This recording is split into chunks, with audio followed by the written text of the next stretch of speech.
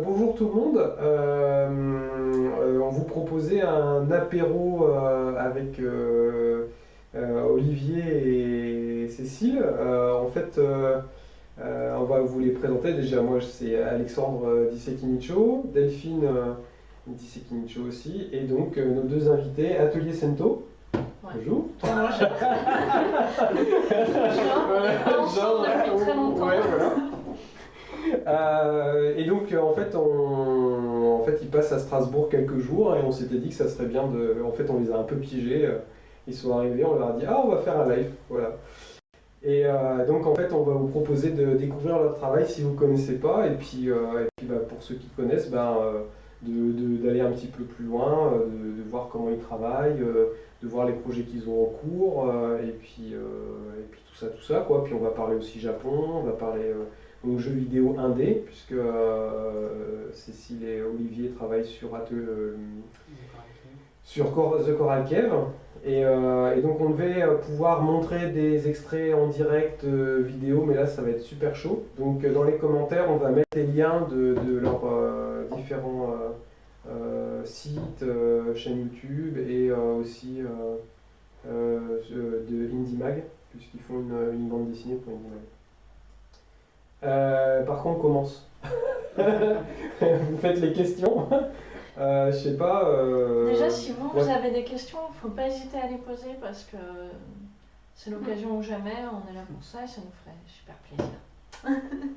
plaisir. Donc d'abord, est-ce que vous pouvez nous expliquer ce que vous faites, tout simplement, De manière générale. de manière générale? On fait pas mal de choses en relation avec le Japon. On peut faire des bandes dessinées, on a fait un court métrage et là on travaille sur un jeu vidéo qui est entièrement à l'aquarelle. Donc toutes ces créations s'inspirent de nos voyages, des années où on a habité au Japon. Et on essaie de faire quelque chose qui est à mi-chemin entre une expérience vécue et des œuvres un peu plus imaginatives, voire fantastiques par moments. D'accord. Comment fonctionne le jeu vidéo? C'est un jeu d'aventure, un jeu de. C'est un point and click, donc c'est un jeu d'aventure. On suit une histoire et en même temps, on va résoudre des petites énigmes, des choses auxquelles auxquelles est confrontée l'héroïne en fait. C'est un jeu d'aventure donc qui se joue entièrement à la souris, pas besoin de manette ou d'ordinateur surpuissant. C'est un petit jeu en 2 dimensions entièrement réalisé à l'aquarelle, ce qui fait son caractère assez particulier puisque c'est plutôt rare. En général, tout est fait par ordinateur et maintenant de plus en plus en 3D. Donc ça, plus le fait que ça se passe, on a situé l'action à Okinawa, inspiré par un de nos voyages là-bas, ça fait 2 éléments qui mettent le jeu un peu à côté de ce qui se fait habituellement. D'accord. Et donc, comment vous répartissez les tâches? Qui fait quoi en fait? Alors, on s'est posé la question au début parce que, comme on commençait ce projet, qu'on n'avait jamais fait ça, on avait un peu tous les deux envie de toucher à tout. Et puis, on s'est vite dit que ça allait créer des problèmes en fait, de changement de style. Et on s'est très rapidement départagé les tâches de manière extrêmement stricte. C'est-à-dire que Cécile s'occupe de tous les personnages et de toutes les animations. Et moi, je m'occupe de tous les décors et de la programmation. Voilà. D'accord. Donc Cécile, tu fais pas du tout de projet sur le projet. Pas du tout. D'accord. Elle ne fait pas de programmation, mais elle fait la musique, par contre. D'accord. Donc voilà, on a des tâches assez variées en fait. On essaie de tout faire tout seul. À quelques exceptions près, par exemple les doublages en japonais, parce que le jeu sera doublé en japonais par de vrais japonais d'Okinawa. Donc les voix seront en japonais et ça sera sous-titré en français. En français, en anglais, etc. D'accord, ok. Donc Et- à part les voix, À part les voix et la traduction aussi en japonais, puisque ce sera un peu en dialecte d'Okinawa. Pas D'accord. le pur dialecte d'Okinawa, mais l'accent d'Okinawa en fait, quand ils parlent japonais avec un accent du sud, D'accord. des expressions de là-bas. Ok. Donc je clignote. Ouais, moi aussi j'avais pas de ça. Ouais, en fait c'est dommage, on peut pas vous montrer d'images en même temps. Delphine, tu pourras mettre dans les commentaires les liens des sites et tout ça, histoire que les gens puissent jeter un œil. De toute façon, pour les gens qui vont regarder le direct, enfin cette vidéo quand ça sera plus en direct mais en rediffusion, On mettra tous les liens en bas dans la description pour voir ce que vous faites. Donc le projet, programmation, c'est votre métier de base, vous êtes arrivé dedans comme ça, vous avez déjà travaillé sur d'autres projets vidéo, jeux vidéo avant Jeux vidéo, c'est la première fois, mais après, avant on travaillait dans le milieu du dessin quand même, on s'orientait vers la bande dessinée, on a fait des petites participations à des collectifs, mais on n'a jamais réussi à vraiment séduire des éditeurs. Donc, arrivé à un moment, après avoir passé plusieurs années quand même à présenter des projets, on s'est dit que c'était quand même une perte de temps parce que tous ces projets ils étaient avortés. Et c'était une perte d'énergie parce que c'était dur à encaisser, quoi, le fait de travailler longtemps sur un projet qui va en fait ne pas exister parce qu'on dépend d'autres maillons, quoi, d'une chaîne. Ouais.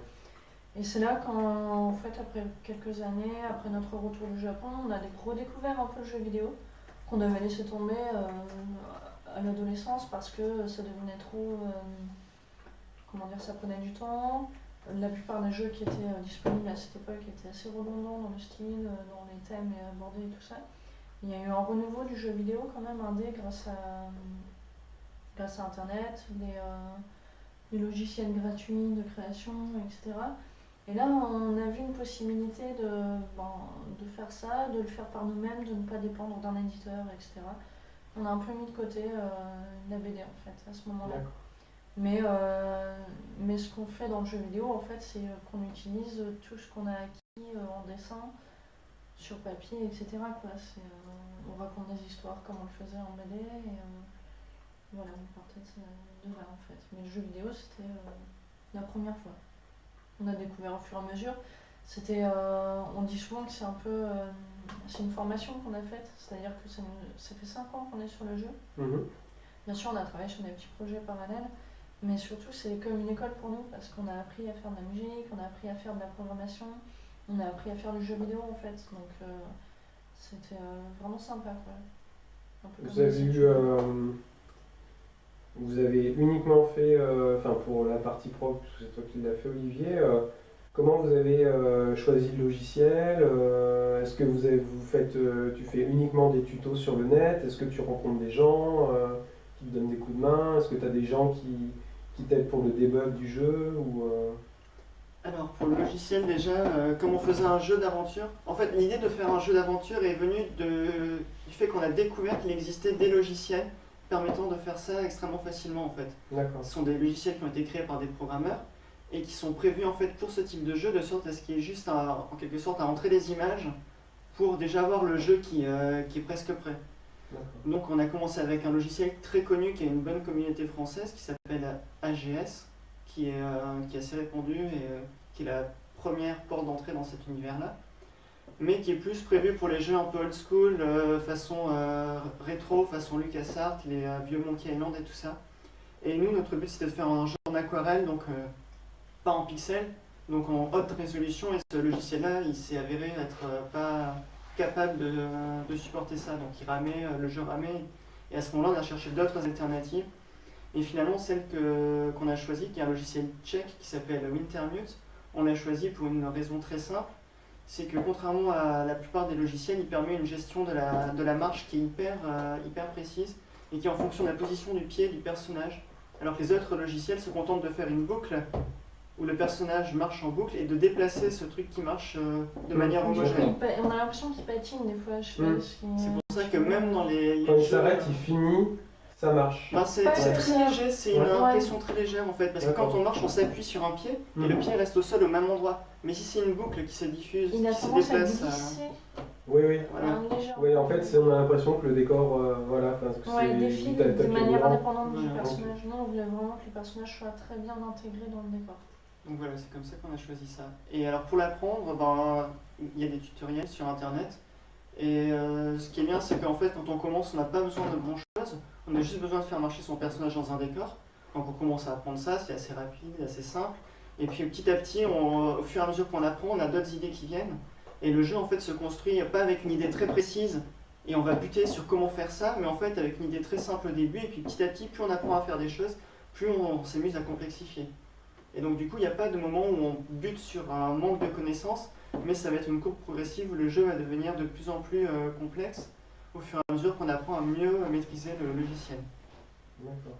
Voilà. Et sinon, pour l'aide de personnes extérieures, oui, il y a un forum du logiciel où plein de créateurs en fait, sont sur leur propre jeu. Et quand on a une question, un truc qu'on n'arrive vraiment pas à résoudre, ben, il y a toujours quelqu'un pour donner la réponse. D'accord. C'est un forum français, international? Non, il est anglophone. D'accord. Comme le logiciel est tchèque et qu'il n'est pas très connu en France. Ah, il n'est pas très connu. Non. Voilà. Delphine, y a-t-il des questions? Non, parce que ça marche pas super bien. Ah, Mais j'enregistre de toute façon, donc on pourra mettre la vidéo après. Ok. D'accord. Donc, on peut continuer. Et les gens là disent que ça Mais, rame. Ouais, ça rame à fond. On parle peut-être un peu trop vite. Non, non.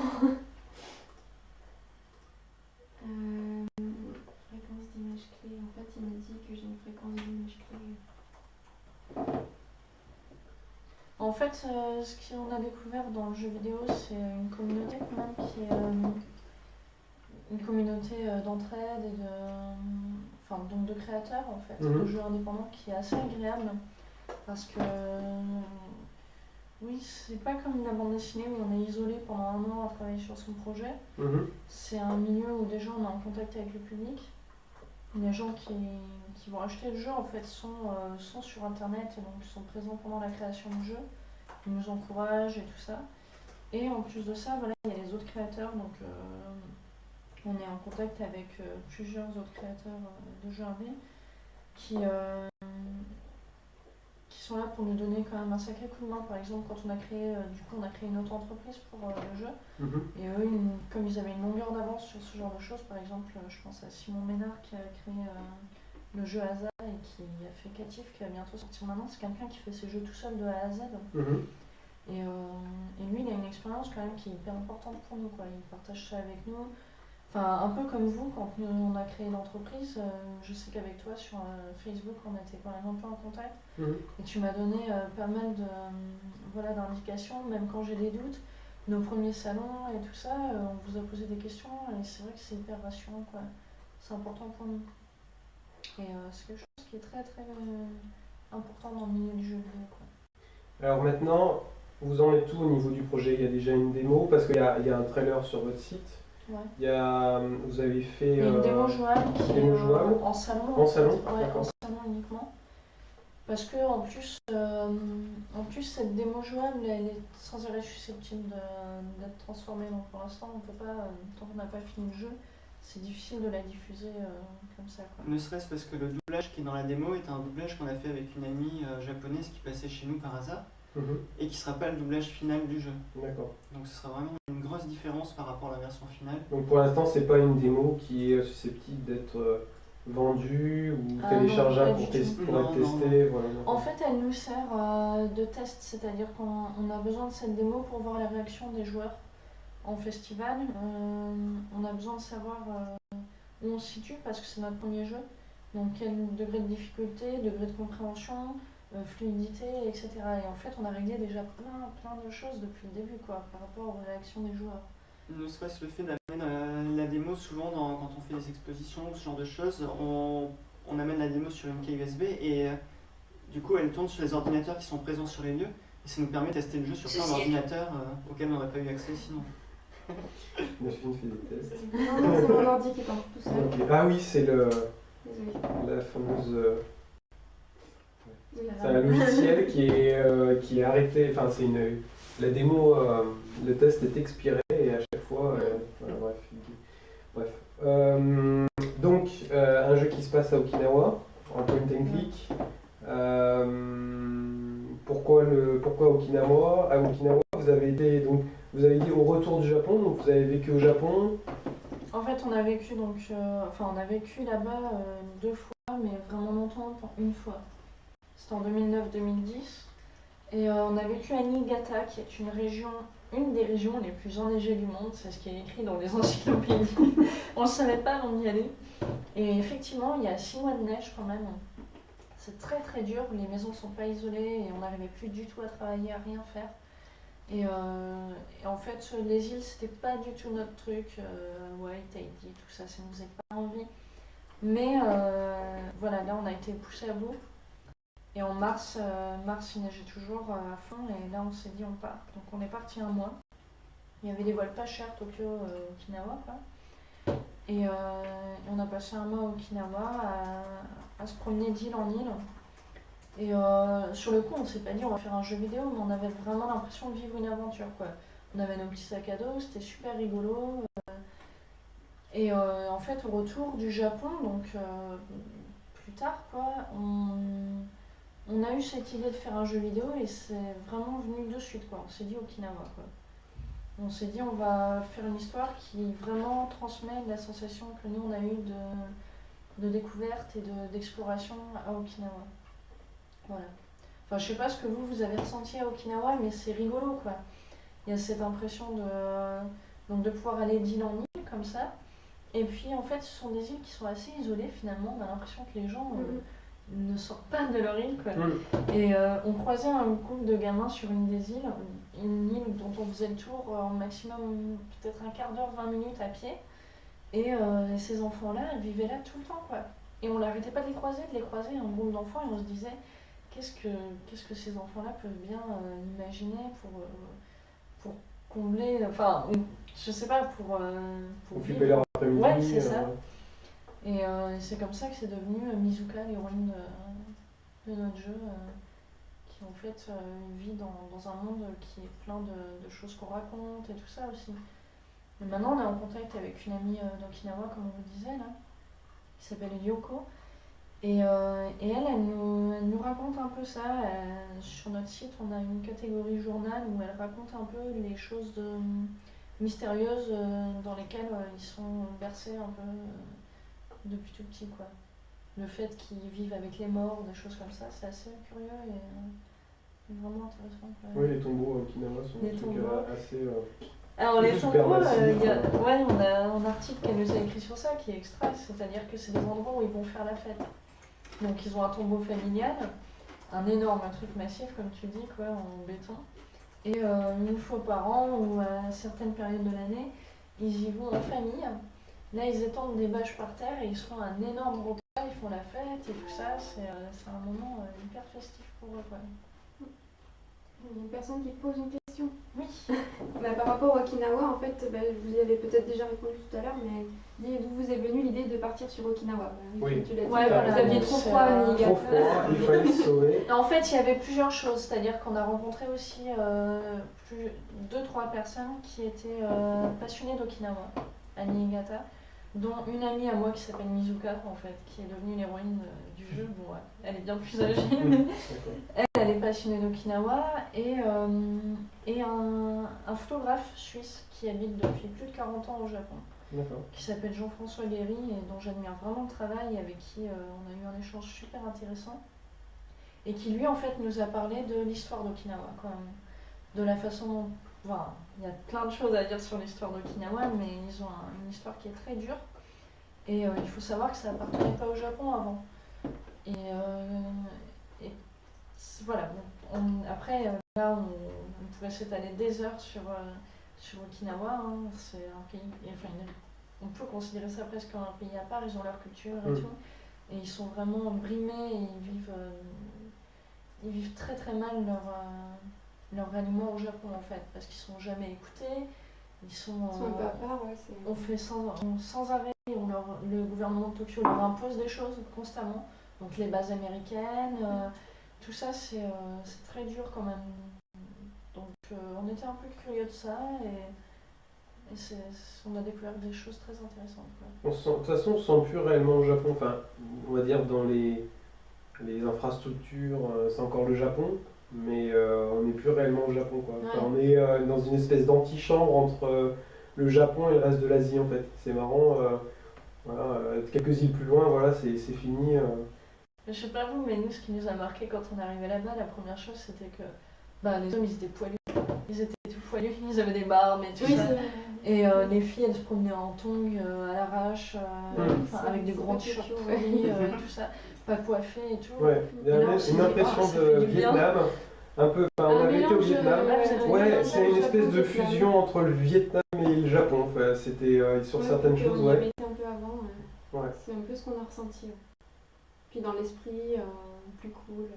Ouais, vraiment plus cool. Ça fait du bien, c'est un petit bol d'air frais quoi quand on vit constamment au Japon. Mais c'est bien d'aller dans d'autres îles que l'île principale, juste Naha, quoi. Ouais. Parce que Naha c'est très américanisé, vu qu'il y a la grosse base américaine qui est proche. Et du coup, pour le coup, on se sent pas tellement au Japon et c'est bien d'aller dans les petites îles.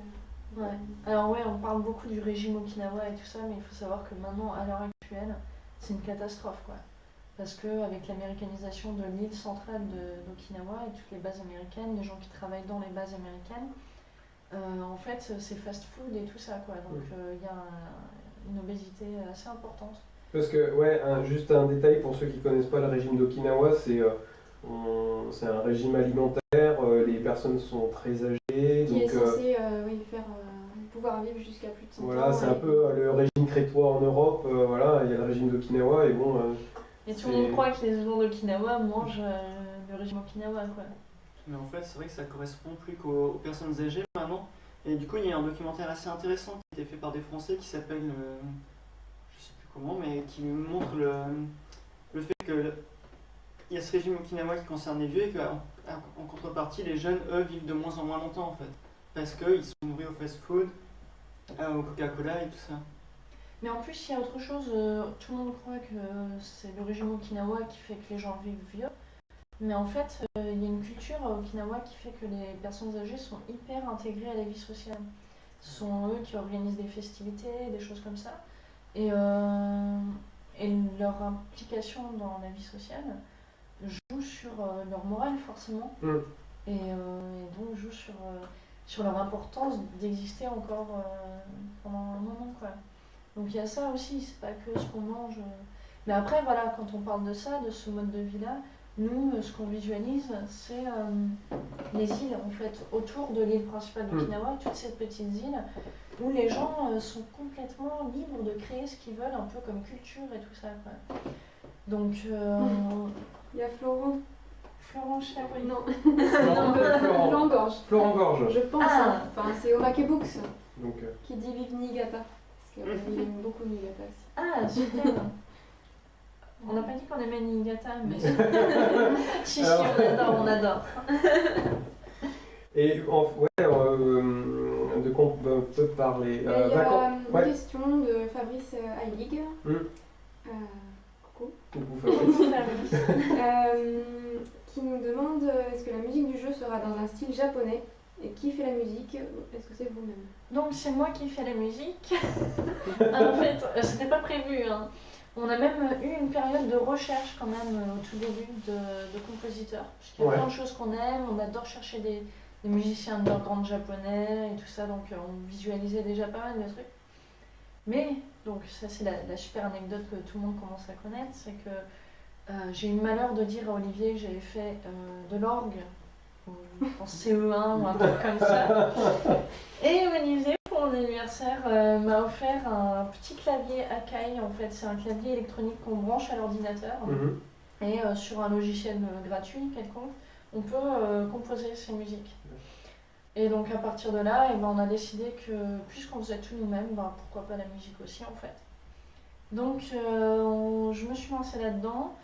Ensuite, j'ai ajouté quelques instruments. Donc, je me suis acheté une kalimba. Donc, c'est un instrument africain qui en fait est très à la mode au Japon. À lamelles, qui résonne et qui a des tonalités. Ouais, et ben j'ai vu des gens en soirée en amener. Ouais. L'ambiance est géniale. Ouais. Donc, ça, c'est le premier instrument que je me suis acheté. Après, je me suis acheté un ocarina. Donc, l'ocarina, c'est pareil, c'est un instrument qui n'est pas spécialement japonais, mais que j'ai découvert au Japon. Et il y a tout un mouvement de ce qu'on appelle la toy music au Japon. C'est la musique faite avec des instruments jouets pour les enfants. Quoi. Et il y a des gens qui font des choses extraordinaires avec. C'était qui ce compositeur qui faisait un français qui fait pas mal de musique avec des petits pianos joués? Ouais, il n'y a pas que des japonais, effectivement. Ouais. Et je me rappelle plus du nom de ce compositeur. Il y a même un festival de toy music international avec des Français. Ouais, j'essaierai de retrouver pour. Et en fait, à Okinawa, il y a un petit peu cette ambiance, je sais pas moi, réutilisation d'objets, des artistes un peu. Il y a je sais pas comment expliquer cette mode qu'il y a au Japon, d'Okinawa, un peu vie nature, tout ça, instruments de musique zen et tout. Enfin, il y a tout un truc quoi. Et donc, je peux pas dire que je fais de la musique qui fasse japonaise. Je cherche avant tout à faire une musique qui soit avec des ambiances fortes. Je fais ce que je peux hein, parce que je débute quand même. Donc j'essaie de faire des ambiances fortes. Et par contre, on écoute énormément la musique d'Okinawa. J'ai traduit plein de comptines d'Okinawa en français pour essayer de, à certains moments du jeu, les faire, comment dire, en utiliser pour les faire apparaître dans mes compositions, juste par touche, quoi. Et pour qu'elles correspondent au thème aussi dont ça parle. J'ai une amie japonaise que j'ai enregistrée un peu, je lui ai fait faire quelques voix, quelques chants, et donc ça, j'ai commencé à intégrer ça. Je commence à faire un petit peu de guitare parce que mon père m'a refilé une guitare, donc là j'ai le bout des doigts tout dur parce que, parce que les cordes m'abîment le bout des doigts. Voilà, je peux pas dire ouais, que ce soit ambiance japonaise. Je sais pas trop si c'est ambiance japonaise ou pas. Ambiance japonaise, si, je pense, mais d'inspiration, enfin strictement d'origine japonaise, non. Non, ça c'est sûr. En plus, on écoute des musiques. J'adore des musiques un peu expérimentales, type inspirées du folklore russe ou des trucs comme ça. On adore ça et ça nous inspire même pour le jeu, quoi. On pense que. Ouais, je sais pas, l'idée c'est pas de faire un truc qui fait japonais, l'idée c'est de faire un truc qui soit très personnel et qui nous représente nous aussi, quoi. Donc ce qu'on aime, et c'est vrai qu'on écoute plein de choses, quoi. Assez variées. Voilà, pour la musique. Pour la musique, franchement, moi c'est une de mes grandes angoisses, quoi. Mais bon, pour l'instant on a eu des retours positifs, mais c'est vrai que comme c'est pas un milieu dans lequel je suis vraiment à l'aise, j'appréhende un peu, mais bon, je ferai de mon mieux. Voilà.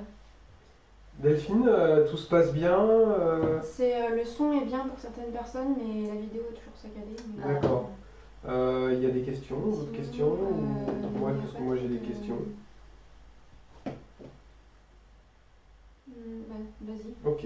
Est-ce que tout. Alors, tu disais que vous appreniez au fur et à mesure de la programmation et que voilà, vous fixiez pas forcément quelque chose à faire, mais que voilà.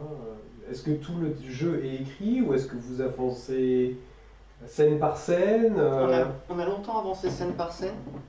Et en fait, je crois l'été dernier, on a tout arrêté pendant l'été, le temps de mettre en place le scénario définitif. Mais ça reste flexible, c'est-à-dire que comme c'est un jeu vidéo, ce qui est important, il y a l'histoire qui progresse, mais ce qui est important aussi, c'est la manière dont le joueur participe. Et donc, c'est des énigmes, des puzzles et tout ça. Et en gros, l'histoire est flexible de sorte à ce qu'on puisse l'adapter en fait aux Scène par scène. scène par scène. D'accord. Il y a un Mais scénario. vous avez le scénario. Le scénario est Ouais, fait. ça, c'est Ouais. fait. Voilà, l'histoire est prête. Le scénario est écrit en partie, mais il peut être. On peut compléter certains points, en enlever d'autres. Extensive, Si besoin, ouais, ouais. voilà, c'est C'est quelque chose remodelable de en fonction modulable. C'est pas du encore jeu tout lui-même. à fait écrit dialogue par dialogue, mais Non. en grande partie déjà. Ça avance Ouais, bien. ouais. Mais chaque scène, normalement, est découpée. Les différents endroits, en fait, comme c'est notre premier jeu, on a choisi une solution qui est assez plus simple. C'est-à-dire qu'on fonctionne par zone autonome.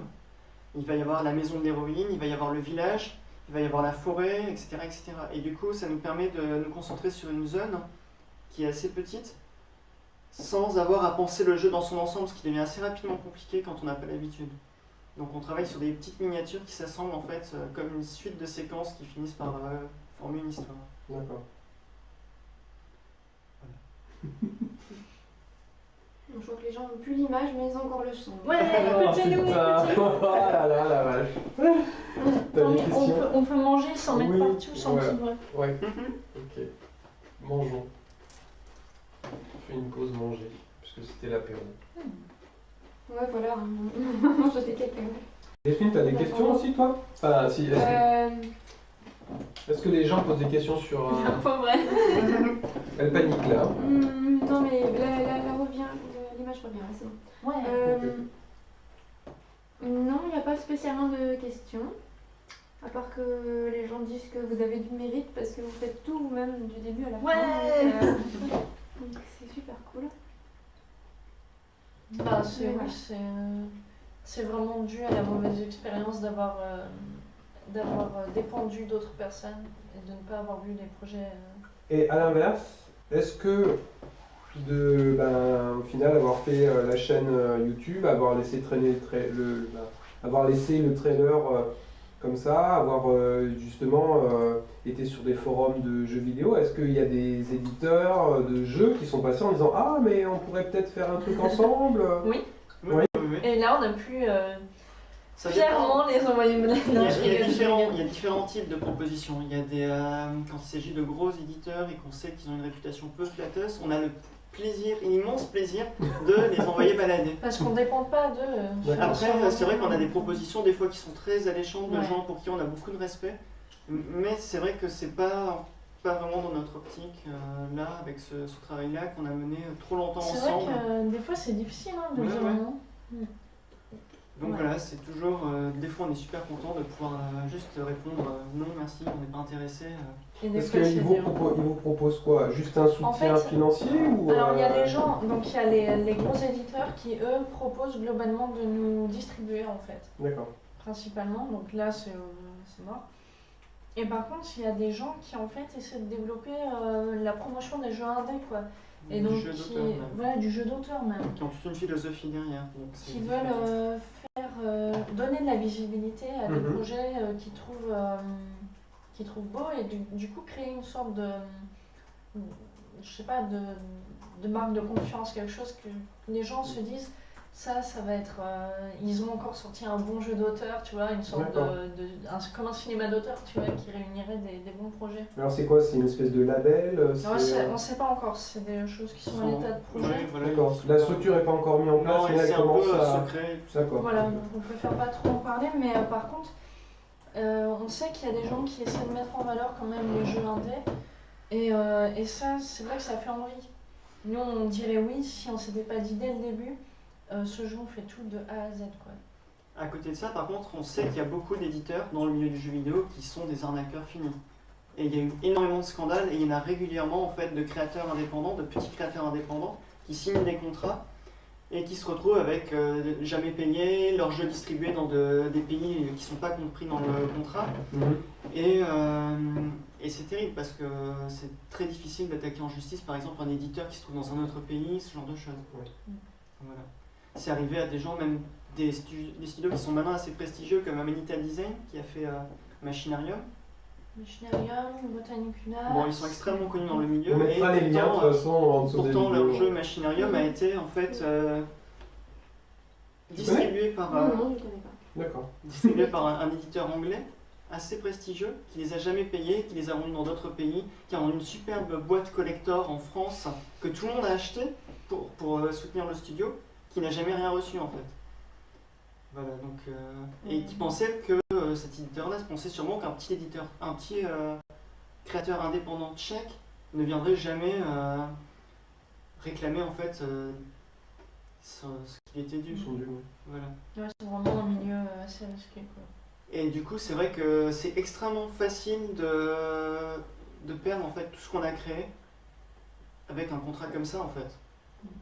Donc il vaut mieux refuser. Enfin, dans tous les cas, c'est pas en aucun cas on accepterait, mais il faut être vraiment prudent. Il y a beaucoup de gens qui croient avoir décroché le jackpot et qui se font juste Dépossédés et de après, leur création. voilà, ils se retrouvent à travailler plusieurs années sur un projet et à la fin ils toucheront rien et ils n'ont plus qu'à fermer la porte. C'est gay. Non, mais on y Mais pense du coup- souvent, genre. Du coup, en fait, quand les gens disent qu'on a du courage de travailler seul, je pense qu'il faut plutôt beaucoup de courage pour accepter un contrat avec un éditeur dans le milieu du jeu vidéo parce que C'est de l'arnaque. même des gens avec un certain prestige sont prêts en fait à tout vis-à-vis des créateurs. Alors, Donc du coup, on est libre et en plus on est en sécurité d'un certain point de vue.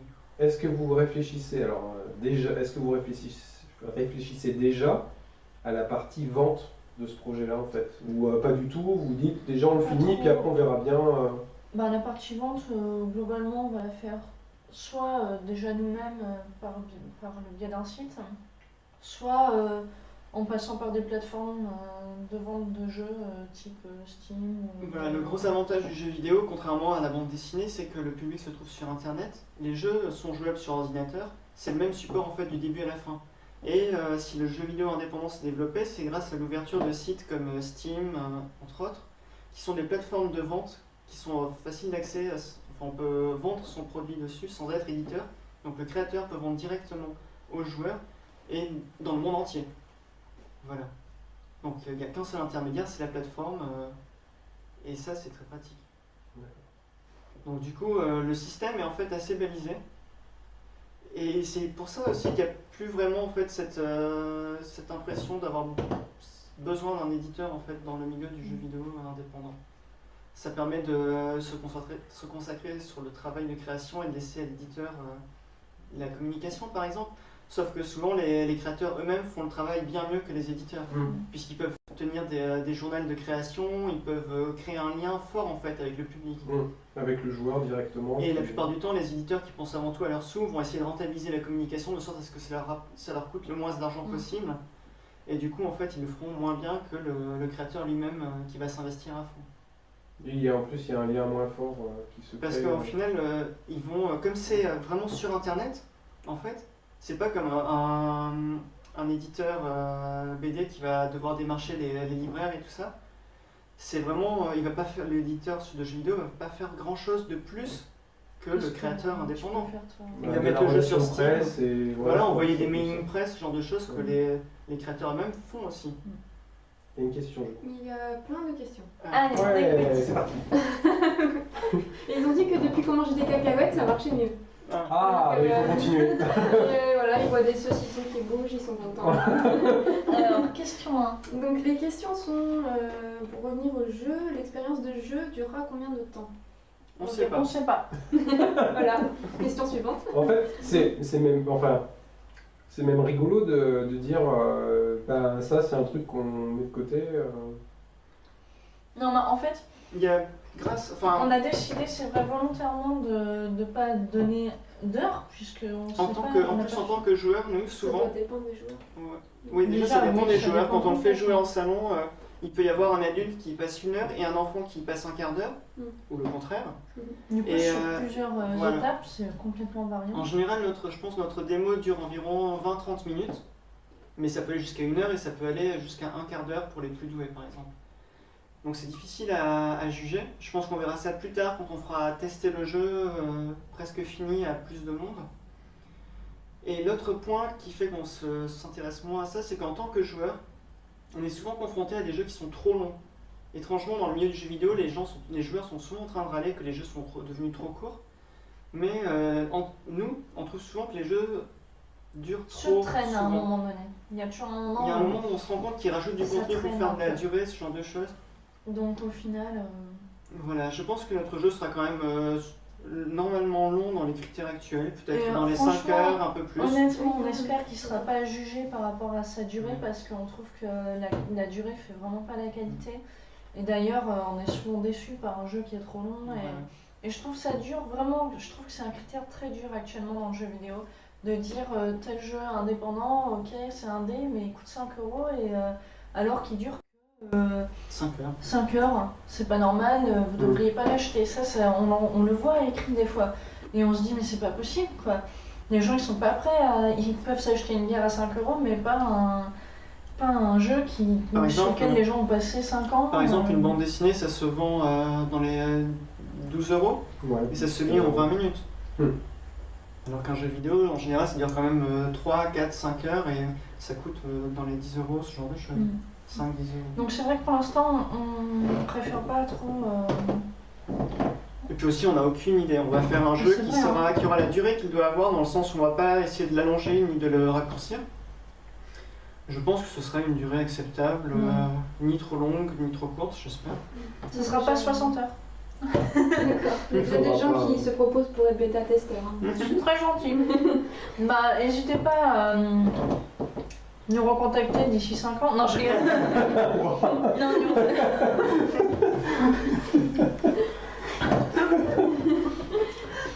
Non, Non, mais je rigole, mais n'hésitez pas à nous recontacter, oui, d'ici quelques mois, nous laisser vos emails.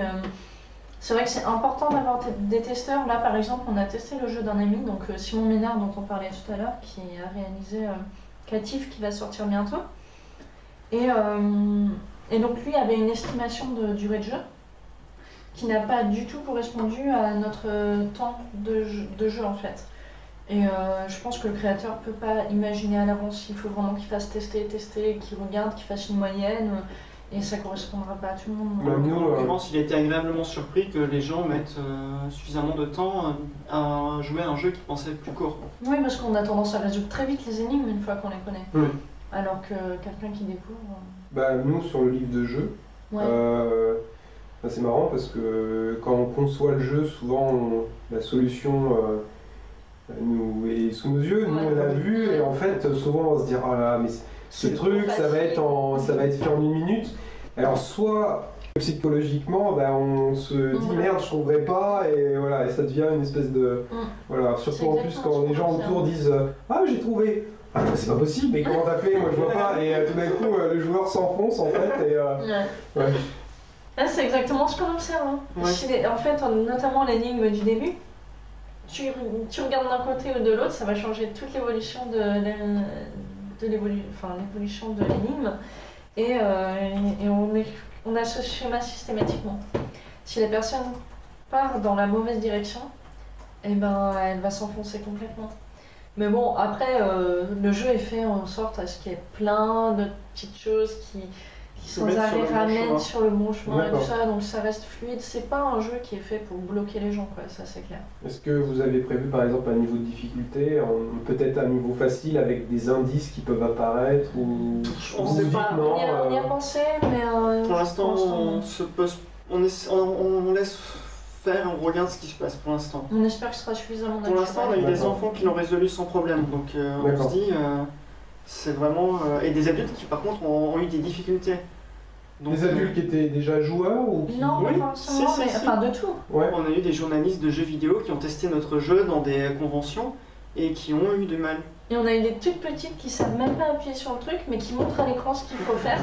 Et en 2 secondes, elle résout le truc. Mais en fait, le parce truc que- c'est que il y a souvent dans le milieu du jeu vidéo, beaucoup de joueurs sont en fait habitués à des genres très précis, qui ont des modes de fonctionnement très précis. Ouais, ouais. Et en fait, notre jeu il fait beaucoup appel à l'observation, mettre en relation des éléments entre eux, faire des tests, voir ce qui se passe. Et il n'y a pas vraiment de règles préétablies. Une routine de jeu déjà établie Voilà. par un code ou quelque chose. Et bon, la première énigme peut déstabiliser quand même pas mal de gens dans le sens où elle est là pour nous confronter en fait au fonctionnement du jeu. D'accord. Mais je pense qu'une fois que celle-ci est passée, et au final on peut la passer facilement puisqu'il y a quand même beaucoup d'indications partout, je pense qu'après on se fait au type de jeu et on commence à chercher des bonnes choses à l'écran. D'autres questions? Oui, il y avait une autre question, c'était le jeu sera disponible sur quel type de plateforme? PC, tablette C'est des vrais journalistes, hein, ces gens-là. Combien d'heures de jeu Quel type de C'est les mêmes questions que vous Ouais, avez vous les faites d'habitude. baver, hein. Alors effectivement, on a souvent ces questions et c'est toutes des questions auxquelles on ne peut pas répondre parce qu'on découvre au fur et à mesure. C'est simple, on a essayé de créer un jeu vidéo. Quand vous commencez à créer votre premier jeu vidéo, vous vous dites pas ouais je vais le mettre sur iPhone et tout ça. C'est simple, on n'a pas de iPhone, on n'a pas de tablette, donc on peut même pas tester sur ces supports pour l'instant. Mais on Le aimerait fait bien. est que le logiciel qu'on utilise peut exporter des jeux sur PC, donc ça c'est notre base, Sûr. sur Mac, sur Linux, sur Android et sur iPhone, iPad et tout ça. Donc ça fait quand même un vaste panel. Et après on va voir si nous, d'abord on se concentre sur la création du jeu PC. On a des gens déjà qui se proposent à nous aider pour les versions Mac. Mhm. Et on connaît quand même de plus en plus de gens qui ont des Mac, donc ça va nous aider aussi à faire ça. On pourra tester. Oui. Ouais, on a pas Et besoin. du coup, ça va se faire petit à petit en fait, voilà. D'accord. Aussi au fur et Et à ça mesure. sera pas une espèce de lancement massif sur toutes les plateformes Alors on nous a déconseillé de faire ça. Ah, Enfin, d'accord. le lancement, je pense, initial, si c'est PC, Mac et à la limite Linux ensemble, c'est Mhm. mieux. On nous a déconseillé de faire par exemple en même temps la version ordinateur et la version tablette. Souvent parce qu'il y a des différences de prix très fortes dans les deux marchés. C'est-à-dire qu'un jeu qui est vendu par exemple à 20 € sur ordinateur sera vendu beaucoup moins cher sur tablette. D'accord. En tout cas, que les joueurs sur tablette ne sont pas du tout prêts à mettre payer, autant le prix d'un jeu. Oui, sur on met ordinateur. un prix psychologique qui est plus faible, ils estiment peut-être que c'est juste une application, c'est Ouais, pas vraiment et un le jeu. prix, en fait, pour les gens, la plupart du temps sur mobile, c'est plutôt aux alentours de 1 dollar. 1 euro, 1 D'accord. dollar. Ce qui est un C'est peu chaud. problématique. Donc là, je Là, pense que c'est- les gens vont pas comprendre en disant, mais au final, ils vont se dire, il est à 20 € sur PC, c'est une arnaque. Et en fait, Enfin, voilà, du coup, c'est ça qui nous bloque en fait en ce moment pour l'histoire des mobiles. Parce qu'on aime beaucoup l'idée, on a déjà regardé des screenshots de notre jeu sur iPad. Le résultat est magnifique. On aimerait beaucoup que ce soit possible, c'est mais une on est. finesse aussi Ouais, de l'écran tout à qui fait. fait que. La luminosité est belle et tout, c'est génial. Mais on a peur qu'en fait de se prendre des commentaires haineux de la part de certains joueurs qui sont quand même assez remontés. On a suivi beaucoup de jeux artistiques, dont Tangami. Tangami, c'est un jeu en forme en 3D, mais en forme de livre pop-up. Où en fait, à la souris, on se déplace dans des environnements de livres pop-up à la japonaise, donc Tu avec peux des déplier cerisiers les en fleurs. pages. Tu peux... Le jeu est magnifique, mais il est vendu, je crois, plus de 5 euros. Et systématiquement, les créateurs se font lyncher D'accord. par des gens qui disent que ce sont des arnaqueurs, qui devraient avoir honte, alors que le jeu est d'une beauté extraordinaire. Et qu'ils reçoivent en contrepartie des messages de gens qui disent « Bonjour, j'ai 60 ans, c'est la première fois que je joue à un jeu vidéo de toute ma vie et je suis bouleversé. » Donc voilà, il y a ces deux trucs qui sont assez difficiles en fait. La communauté de jeux vidéo est à la fois assez encourageante, très extrêmement encourageante et présente, mais parfois il y a des choses qui peuvent être assez terrifiantes en fait. Mais il y a un autre truc, c'est que quand on lance un jeu, apparemment c'est plein de bugs. Donc il vaut mieux faire plateforme par plateforme, Oui. je pense. Hein. Et c'est comme ça que ça se fait en général dans le milieu en fait. D'abord la sortie PC, enfin la sortie principale, Mhm. qui va être soit une sortie console sur PlayStation, soit une sortie PC. Et après, petit à petit, en fait, en même temps qu'ils corrigent la version d'origine, ils vont l'amener sur d'autres supports. Ce qui permet aussi de faire de la communication sur une plus longue période. Parce qu'en fait, c'est comme en librairie, en fait, il y a les journalistes s'intéressent à un jeu quand il est neuf, Mhm. qui vient de sortir. Alors si on balance tout d'un coup, en fait, En un mois, Ouais, c'est plié. on grille toutes ces cartes. vous grillez toutes vos cartouches, alors que si vous Ouais. sortez ensuite. Donc là, c'est vrai qu'on a parlé PC, Mac, Linux et tablette, mais vous n'avez pas parlé de console. C'est pas prévu dans le logiciel, donc Bon, on l'a proposé aussi, mais si on veut le sortir sur console, en ce moment c'est surtout sur PlayStation 4, qui a Ouais. une très forte communauté indépendante. Mhm. Il faudra le retravailler sûrement sur un autre logiciel. D'accord. Ah oui, ok. Donc ça demandera. si jamais le Ouais. jeu avait du succès, on envisagera peut-être Ouais. de le faire, mais c'est un énorme travail. Donc, Après, il y a des Après, on sociétés part qui sur sont le vendues. principe qu'il y a les gens qui ont une PlayStation ont forcément un ordinateur et qu'il n'y aura peut-être Peut-être, pas ouais. un manque. Ouais, mais ils aiment bien, et puis il y a cette idée que c'est un support de jeu indé et tout ça. Mhm. Donc, Et Donc, juste, il y voilà. a des gens qui redemandent quel est le logiciel utilisé pour développer le jeu. Alors ça s'appelle Wintermute, D'accord. et c'est un Je vais logiciel noter, tchèque, spécialement. Voilà.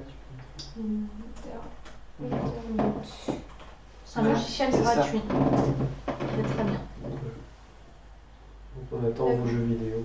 Donc les gens peuvent télécharger ce logiciel et Gratuitement, oui, et puis et commencer à se créer. former tout seul, Voilà. trouver des tutoriaux. ou ce Il y a genre de sur le choses. site officiel, il y a un tutoriel en français qui est celui qu'on a utilisé pour débuter et qui est tout à fait suffisant pour créer un jeu très simple. Et après, au fur et à mesure, on apprend plus de choses. C'est beaucoup plus simple que Flash par exemple, ou que ce genre. Bah, Le Flash, jeu est c'est bien. le logiciel est hyper simple, oui. Très très simple. Il est vraiment prévu pour ce type de jeu, c'est-à-dire qu'on ne peut pas faire un autre type de jeu, et du coup, il est extrêmement simplifié. Il a un langage de programmation, parce qu'on utilise un langage de programmation hyper simplifié, qui est prévu. Donc en fait, dans un autre logiciel pour lequel on utiliserait plein de lignes de code, va être utilisé en une seule ligne hyper simplifiée, parce que c'est prévu dans ce type de jeu. Alors, si ça intéresse des personnes, en fait, on raconte un peu tout ça, le développement et tout, dans des pages de BD, parce qu'on peut Oui. pas s'empêcher de faire de la BD, Voilà, on a créé un making-of en BD. sur le site IndieMag, donc INDIEMAG. Et, .fr. On va le mettre Ouais, je vais la mettre en lien sur la vidéo. et donc là, c'est tous les mois, tous les premiers jeudis du mois, on met une planche de BD au crayon de couleur qui nous met en scène, nous, et qui raconte un peu les coulisses de la création du jeu. Je vous laisse deviner ce qui est réel ou pas dans les histoires, mais voilà, on parle de l'utilisation des logiciels, On parle de la création de la musique, de la création du scénario, de tout ça. Donc en général, il y a une planche de BD et puis il y a un petit article qui explique un peu plus en profondeur pour les gens qui seraient motivés pour s'y mettre, ou quelque chose comme ça. En gros, la BD est plus orientée comédie, ça va être plutôt rigolo avec des blagues, et l'article sera plus sérieux après. Un peu plus sérieux. Delphine, d'autres Ok, questions? et ben il y a Thorne qui est là et je pense Ah, que salut Thorne. vous connaissez aussi, ok. Mais oui, enfin on l'a jamais rencontré. Sur du coup. internet, mais on va. Mais elle travaille aussi sur un jeu vidéo, c'est Ouais. pour ça que vous avez dû... Elle utilise le même logiciel que nous d'ailleurs. D'accord, c'est pour ça qu'elle donne le lien en fait pour Ah, super. Wintermute. Merci beaucoup. Voilà. Donc c'est marrant parce que c'est une petite communauté parce que Thorne on la connaît depuis un petit moment Oui. grâce au blog BD, Ouais.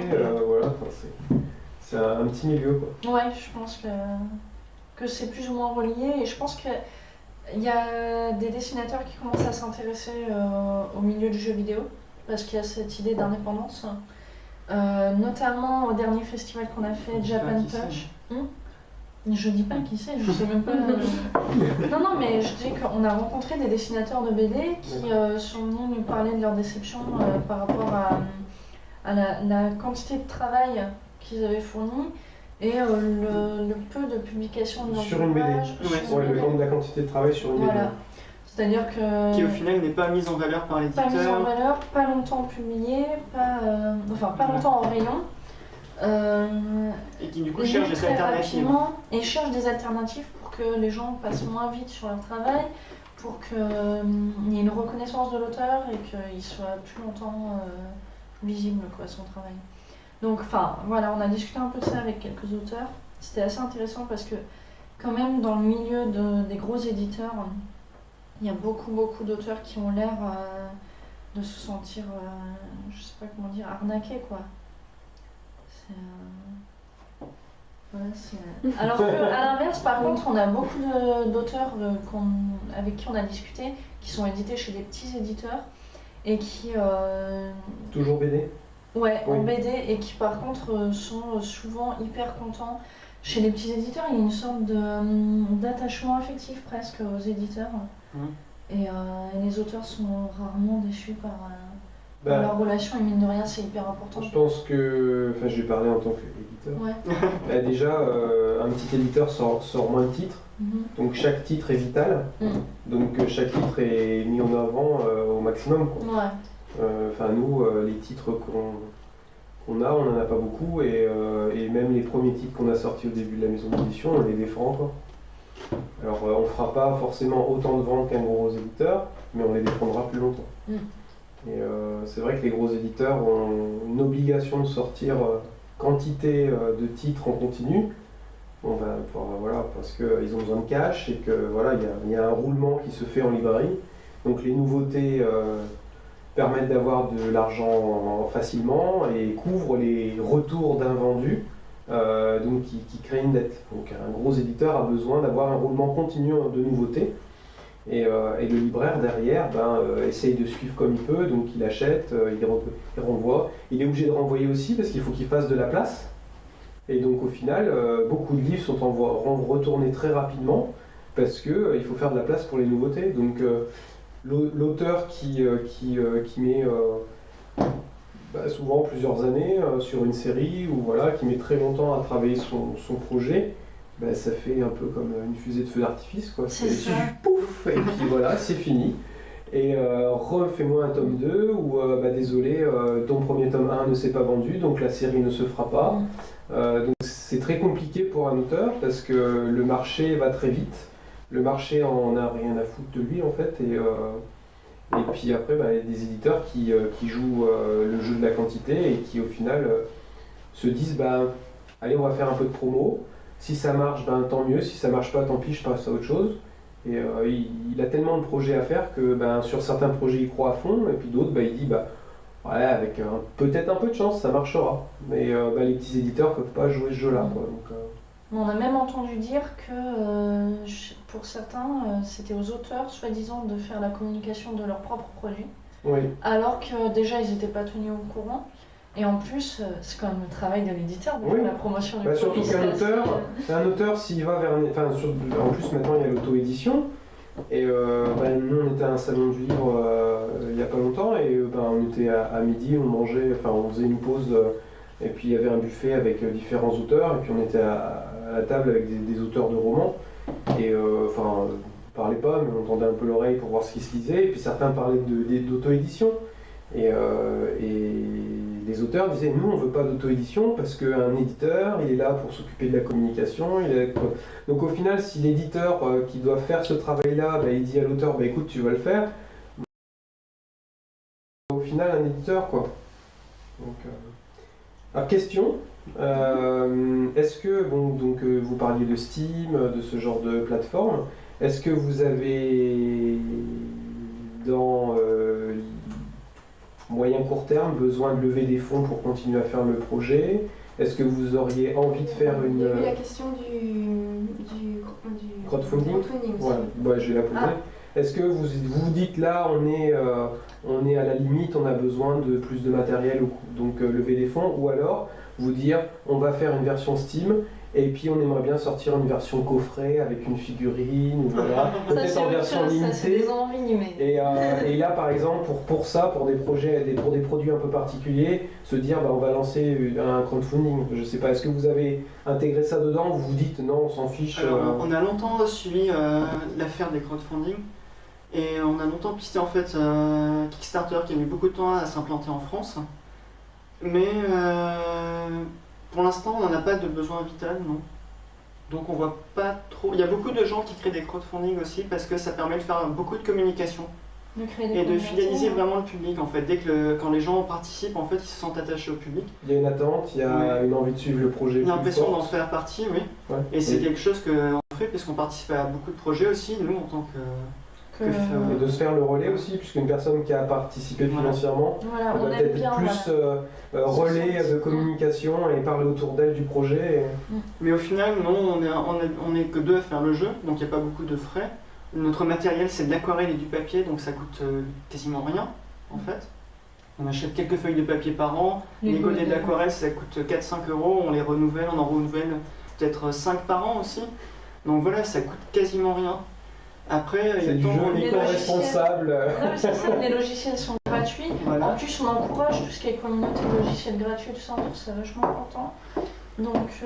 Donc là, pour l'instant, on a un train de vie qui est assez modeste en fait. On vit à la En fait, campagne. notre idée, c'est que on peut pas. On aime beaucoup voyager. On n'a pas l'argent trop pour faire ça. Donc chaque année, en fait, on déménage dans un nouvel endroit. Donc en fait, c'est comme si au lieu de voyager, on allait habiter dans un endroit qui nous plaît. Et comme ça, pendant toute une année, sans voyager, en fait, on aura des paysages magnifiques. Il faut savoir qu'on déménage donc dans des meublés, donc on amène juste un petit sac à dos. On déménage pas tous nos meubles et tout ça, donc ça ne coûte rien du tout. Voilà, on part en bus ou en train dans un nouvel endroit chaque septembre et on revient en fait à la fin de l'année scolaire en fin juin. Voilà. Et du coup, là, on est à Saint-Jean-de-Luz, au bord de la mer, sur les falaises au bord de la mer. Et l'an dernier, on était au bord du lac d'Annecy. Avant, on était à Concarneau, en bord de plage aussi. Donc voilà. Du coup, on est un peu isolé et on a quasiment aucune dépense en fait. Ouais, puis ça ne coûte pas cher. Voilà, donc les loyers sont pas chers parce que c'est pas en ville. Non. On n'est pas tenté d'aller trop souvent au cinéma ou sortir trop souvent. On sort pas, on n'aime pas Voilà. voir ni rien, donc non mais c'est vrai, comme on Oui, boit pas oui. d'alcool, on Et sort voilà, pas, tout le ça, ça soir. fait qu'au final, on n'a pas spécialement de dépenses qui justifieraient de faire un financement participatif. Voilà. Ça serait peut-être plus sur une belle boîte ou sur La belle boîte, c'est vrai que ça fait envie, mais Le à problème partir du moment où c'est en petite quantité, c'est pas inabordable. On a auto-édité une petite bande dessinée. Et je pense pas qu'on ferait une boîte collector avec un énorme artbook à l'intérieur, plus une figurine, ce genre de choses qui coûterait très cher. Mais séparément, imprimer un petit artbook ou imprimer des exemplaires du jeu en DVD, dans un petit boîtier en carton surtout, parce qu'on n'aime pas trop tout ce qui est en plastique et tout ça.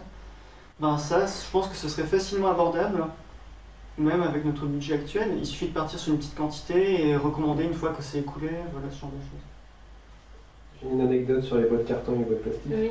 avec un éditeur. éditeur de livres jeunesse, je tairai le nom, qui avait une collection c'était dans une grosse boîte plastique, je sais plus si c'est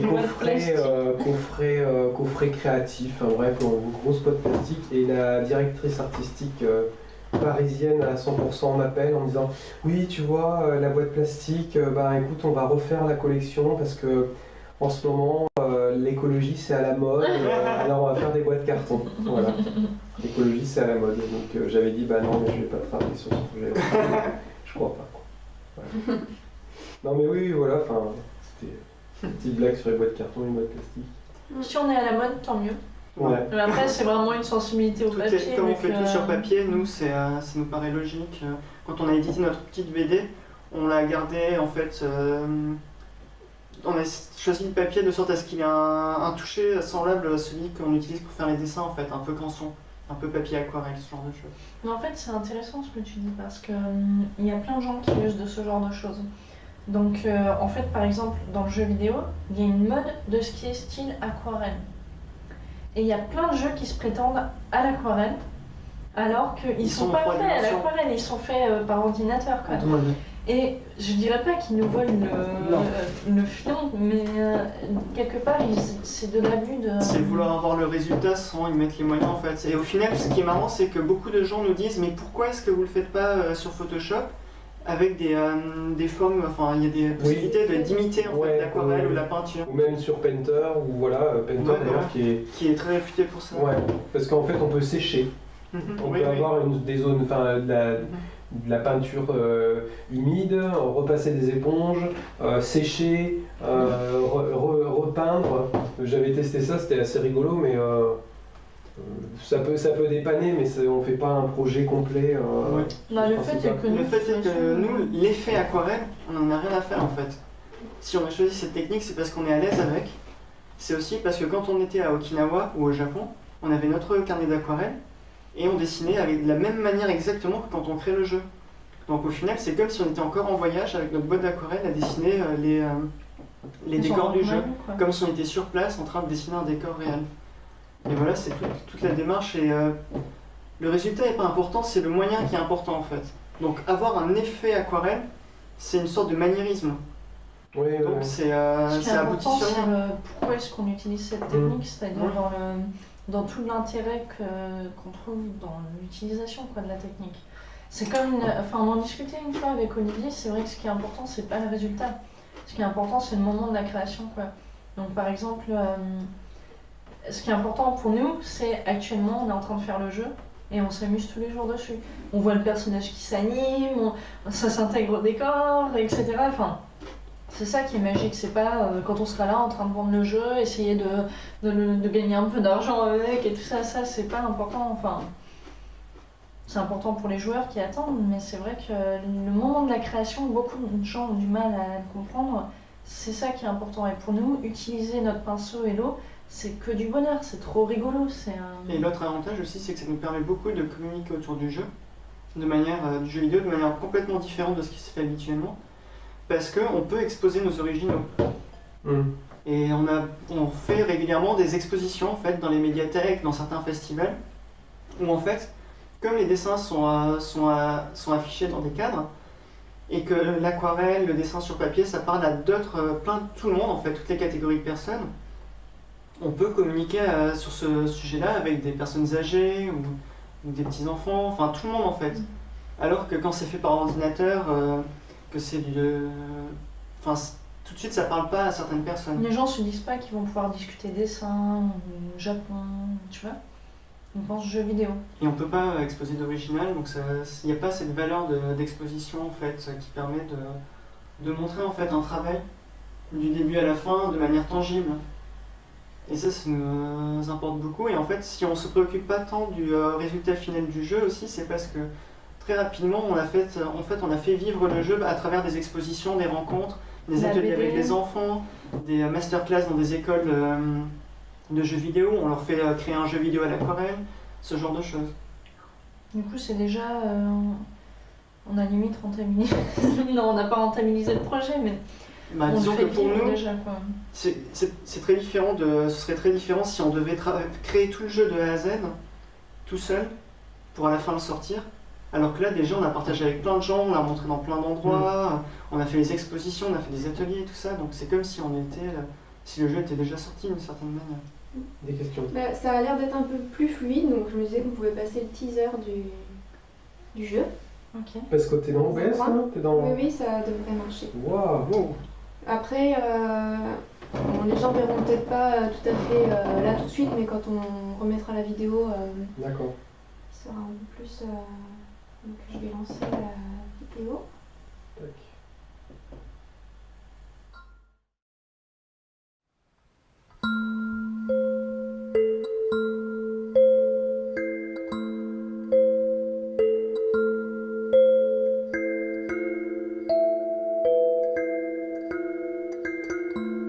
島の悪い噂や伝説が頭から離れないのです。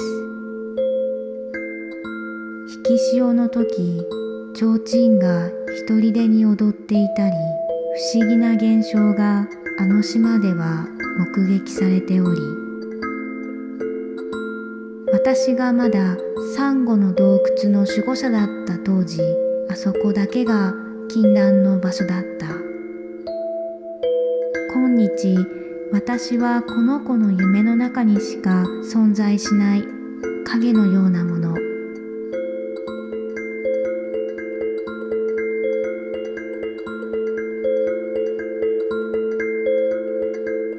変な夢。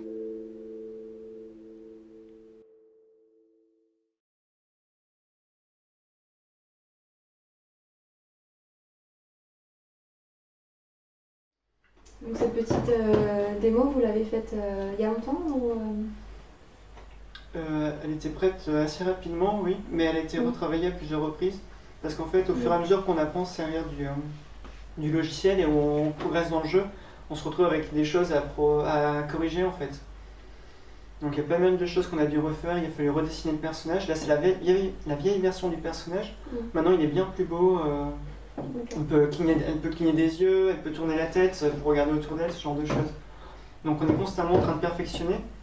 Enfin on était constamment en train de perfectionner jusqu'à une certaine période, je pense qui était à peu près avant l'été dernier, où on a vraiment fixé le style définitif et maintenant on avance en ligne droite. Enfin, on avançait en ligne droite. Est-ce qu'il y a d'autres questions? Donc les gens sont contents, apparemment ils ont vu la vidéo comme nous. Ouais. Waouh! Voilà, c'est toujours pas super au niveau de la qualité vidéo apparemment, mais ils voient quand même. D'accord. Pas quand même. Bouger comme Voilà. des automates. Je sais pas. Non, mais t'as fait le tour des questions, des remarques? Oui, j'ai fait le cours de à part que les gens sont très contents et qui disent que c'est super. Merci beaucoup pour vos commentaires. Il y a du monde? Non, il y a On sait même toujours pas. une dizaine de personnes. Une dizaine de à chaque personnes, fois, c'est cool. qui partent et qui reviennent. Cool. 10 personnes, c'est cool. Ok.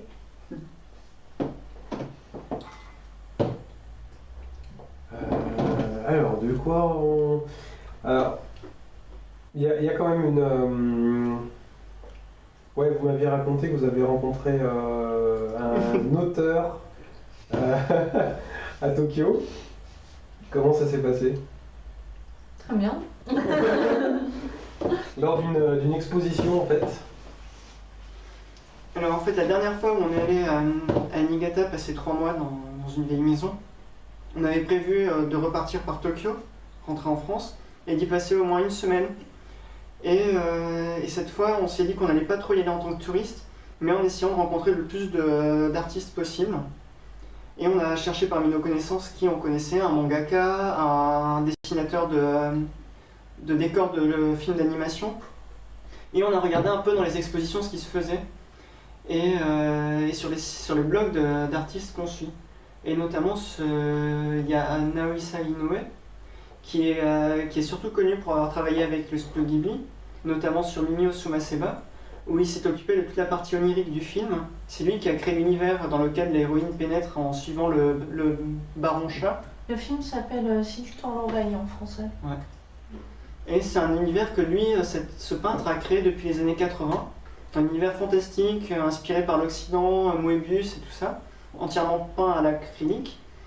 et qu'il développe tableau après tableau comme s'il était chevalet sous le bras en train de se promener dans ces décors, ces paysages-là. Donc il posait son chevalet pour peindre ce qu'il voyait devant ses yeux. Et surprise, pile dans la semaine où on y était, il avait une sorte de grande exposition à Shibuya. Donc on y va, tout content, on voit les tableaux depuis l'extérieur, ils sont énormes, ils sont magnifiques, c'est des choses qui font rêver vraiment depuis qu'on le suit, qu'on n'aurait jamais pensé voir en vrai. Donc on commence, on regarde, la salle d'exposition commence par une petite fiche explicative avec le nom du bonhomme, sa petite photo en médaillon, et on se retourne et qui on voit juste derrière nous? Le même bonhomme. C'était lui. Bah du coup, je continue. Vous avez l'habitude, c'est toi qui fais l'intro, c'est elle qui continue. Ou l'inverse. Ouais, voilà. Est-ce que vous pouvez juste me redonner le nom du... Naohisa. Que je le note comme ça. Naohisa. N-A-O-H-I. H-I-S-A. Noé. I-N-O-U. Ah, Inoue. Ok, je le mets à la française avec un accent. Ok. Et donc, il était là, donc il vendait ses tableaux. Donc, il y a un certain nombre de personnes qui suivent son travail et qui achètent son tableau. C'est des grands tableaux qui ont de la valeur, quoi. Donc, Oui, c'est un extrêmement milieu cher très et c'est un maître chic, très respecté. Voilà, tout le monde l'appelle maître et tout ça. C'est vrai que c'est assez impressionnant. Et en fait, on avait beaucoup de chance parce qu'il dédicaçait tout ce qui était acheté. Donc, il y avait une petite boutique, on a pris un livre et un petit livre de cartes et on les a fait dédicacer et on a pu discuter avec lui du coup. Et c'était super intéressant parce que lui était intéressé par l'Occident et nous on adore son travail. Et voilà, il nous disait il faut aller rencontrer Miyazaki et tout, c'était super rigolo quoi, c'était vraiment très sympa. Donc ça c'était une expérience assez exceptionnelle quoi, qu'on a eue. Et du coup, on y restait très longtemps. Ce qui était bien, c'est que, en fait, une fois qu'on a fait la dédicace, on a continué à tourner dans l'exposition. Et au bout d'un moment, quand il n'y avait plus personne, il est revenu nous parler. C'est à ce moment-là qu'il nous a dit, vous savez, vous devriez aller rencontrer Miyazaki, c'est quelqu'un d'intéressant lui aussi. Donc nous on était là, oui, bien sûr. Qui ça? Et le soir, en rentrant à l'hôtel, on se disait quand même, on aimerait bien lui donner des dessins, lui donner un petit quelque chose. Et en fait, on a fait un dessin de son univers sur le dos d'une enveloppe, en crayon de couleur, à minuit dans l'hôtel. Et à l'intérieur, on a glissé 2 estampes Koranke. Et le lendemain, on retourne pour le voir. Sauf que le lendemain en question, c'était un samedi. Et la galerie était bondée de monde. Il y avait une file pas possible dédicace et il était occupé non-stop. Donc on était un peu triste. Jusqu'au moment où on le voit qui se lève pour aller aux toilettes. Et là on le chope maintenant. Donc il part, les toilettes sont à l'extérieur de la galerie. Et on attend qu'il revienne, mais devant l'entrée de la galerie, nous. Il était tout content de nous voir et on lui a donné le cadeau. Il était très content, il nous a fait asseoir à la table. Et du coup, les dédicaces étaient bloquées, les gens de la galerie ils paniquaient. Et il nous parlait, il nous donnait des petites choses, sa carte, une petite figurine. Et au bout d'un moment, il y a quand même le responsable de la galerie qui est venu pour lui dire excusez-moi, mais il y a pas de monde qui attend. Et alors, on est En parti. plus, nous on était en mode vraiment clodo, quoi, mis à l'arrache comme dame. Et lui il était tout mignon, habillé un peu à l'occidental. Tout le monde était en costume, quoi. Même les gens qui venaient en visiteur et tout ça, ils étaient tous en costume, quoi. Et lui, il arrive avec ses 2 clodos à la table, c'était marrant. Bon, on s'est pas démonté, hein. Ouais. Ça nous a fait tellement plaisir en même temps. Enfin, la discussion et la relation étaient tellement intenses sur le moment qu'on se préoccupait vraiment pas du reste, quoi. Quand on voyage, on ne pense pas souvent, mais en fait, rien qu'en regardant le nom de nos artistes préférés sur internet, enfin leur site, c'est possible facilement, je pense, à Tokyo, de les rencontrer, de voir leurs expositions. Il y a plein On a eu des d'expos, surprises extraordinaires. On a pu rencontrer des musiciens qu'on admire depuis des années, qui ont commencé leur carrière à la fin des années 70. discuter un Des peu vraies avec légendes eux, vivantes et en tout. fait de l'underground japonais. Et voir des expositions de fous. On a vu des expositions de maquettes représentant les environnements des films de Miyazaki par exemple. Donc la maison des petites filles dans Totoro, le Santo de Chihiro, haut jusqu'au plafond par exemple, en maquette, magnifique. Plein de choses comme ça. Donc il ne faut pas hésiter quand on voyage au Japon de vraiment éplucher en fait toutes les expos du moment, aller voir sur les sites des artistes qu'on adore, des musiciens qu'on aime. Il y a toujours possibilité en fait d'assister à des trucs assez impressionnants. Oui. Non, il y a pas, Alors qu'il nous demande, Julien nous demande si on connaît les livres de Rémi Ménègre. Oui, et on est en contact depuis peu avec lui sur Facebook. Et bon, ça faisait longtemps qu'on avait vu son travail quand même, notamment dans Coco Coco. Et aussi, il avait participé à Brume, un collectif de café salé, où moi aussi j'avais une ma BD dedans. Et j'avais l'impression que c'était peut-être sa première bande dessinée, et c'était aussi un peu la première que j'avais faite. Donc voilà, pendant la création du livre, il y a eu un forum privé, on était pas mal en contact aussi à ce moment-là. Mais on a toujours trouvé que c'était magnifique ce qu'il faisait. Je pense que c'était un peu avant qu'on se mette à faire vraiment de l'aquarelle au Japon et tout ça. Et je pense que ça fait partie des trucs qui nous ont impressionnés. Et notamment, oui, dans Coco Coco, on a trouvé ça magnifique, quoi, son travail. Vraiment dans l'atmosphère des choses qu'on aime, assez mystérieux et en même temps réaliste. On a trouvé ça super, quoi. Et donc, si j'ai bien compris, il est au Canada, c'est ça? Ouais, il est au Canada. Et ouais, il nous disait, si un jour vous venez au Canada et tout, vous pouvez voir l'atelier et tout ça, ce serait vraiment Il y a sympa. une table libre. Ouais, ce serait super. C'est vrai qu'il travaille dans un atelier avec d'autres illustrateurs. Mais il est retourné au Japon récemment D'accord. et on s'est raté de peu en fait. Ah oui. Voilà. Ouais. Donc je sais, enfin, il est retourné faire des croquis et tout ça, donc je sais pas ce que ça va donner pour l'instant. Ok. J'ai pas plus d'infos. Un projet secret. Bah ouais, enfin peut-être un projet, je sais pas. Et du coup, avant le Canada, il habitait en France? Ouais, il est du sud de la France. Et vous l'aviez déjà rencontré? Ouais. Oui, en on l'a fait, on l'a rencontré une rencontré fois. à Toulouse. Lors du Oui, c'est TGS. vrai, finalement. D'accord. Juste à notre retour du Japon, il dédicaçait son Voyage au carnet de Japon. voyage au Japon, son carnet de À voyage. côté de nous, au TGS. Donc le volume 1, il était en train de travailler sur le volume 2, sur Koyasan, à ce moment-là. D'accord. Super sympa. Bah, je l'ai trouvé hyper chaleureux, rien que sur Ouais, oui, il est très quand très on a chaleureux. discuté. Ouais. Après, c'est vrai que si on pouvait se rencontrer un jour, ce serait vraiment super.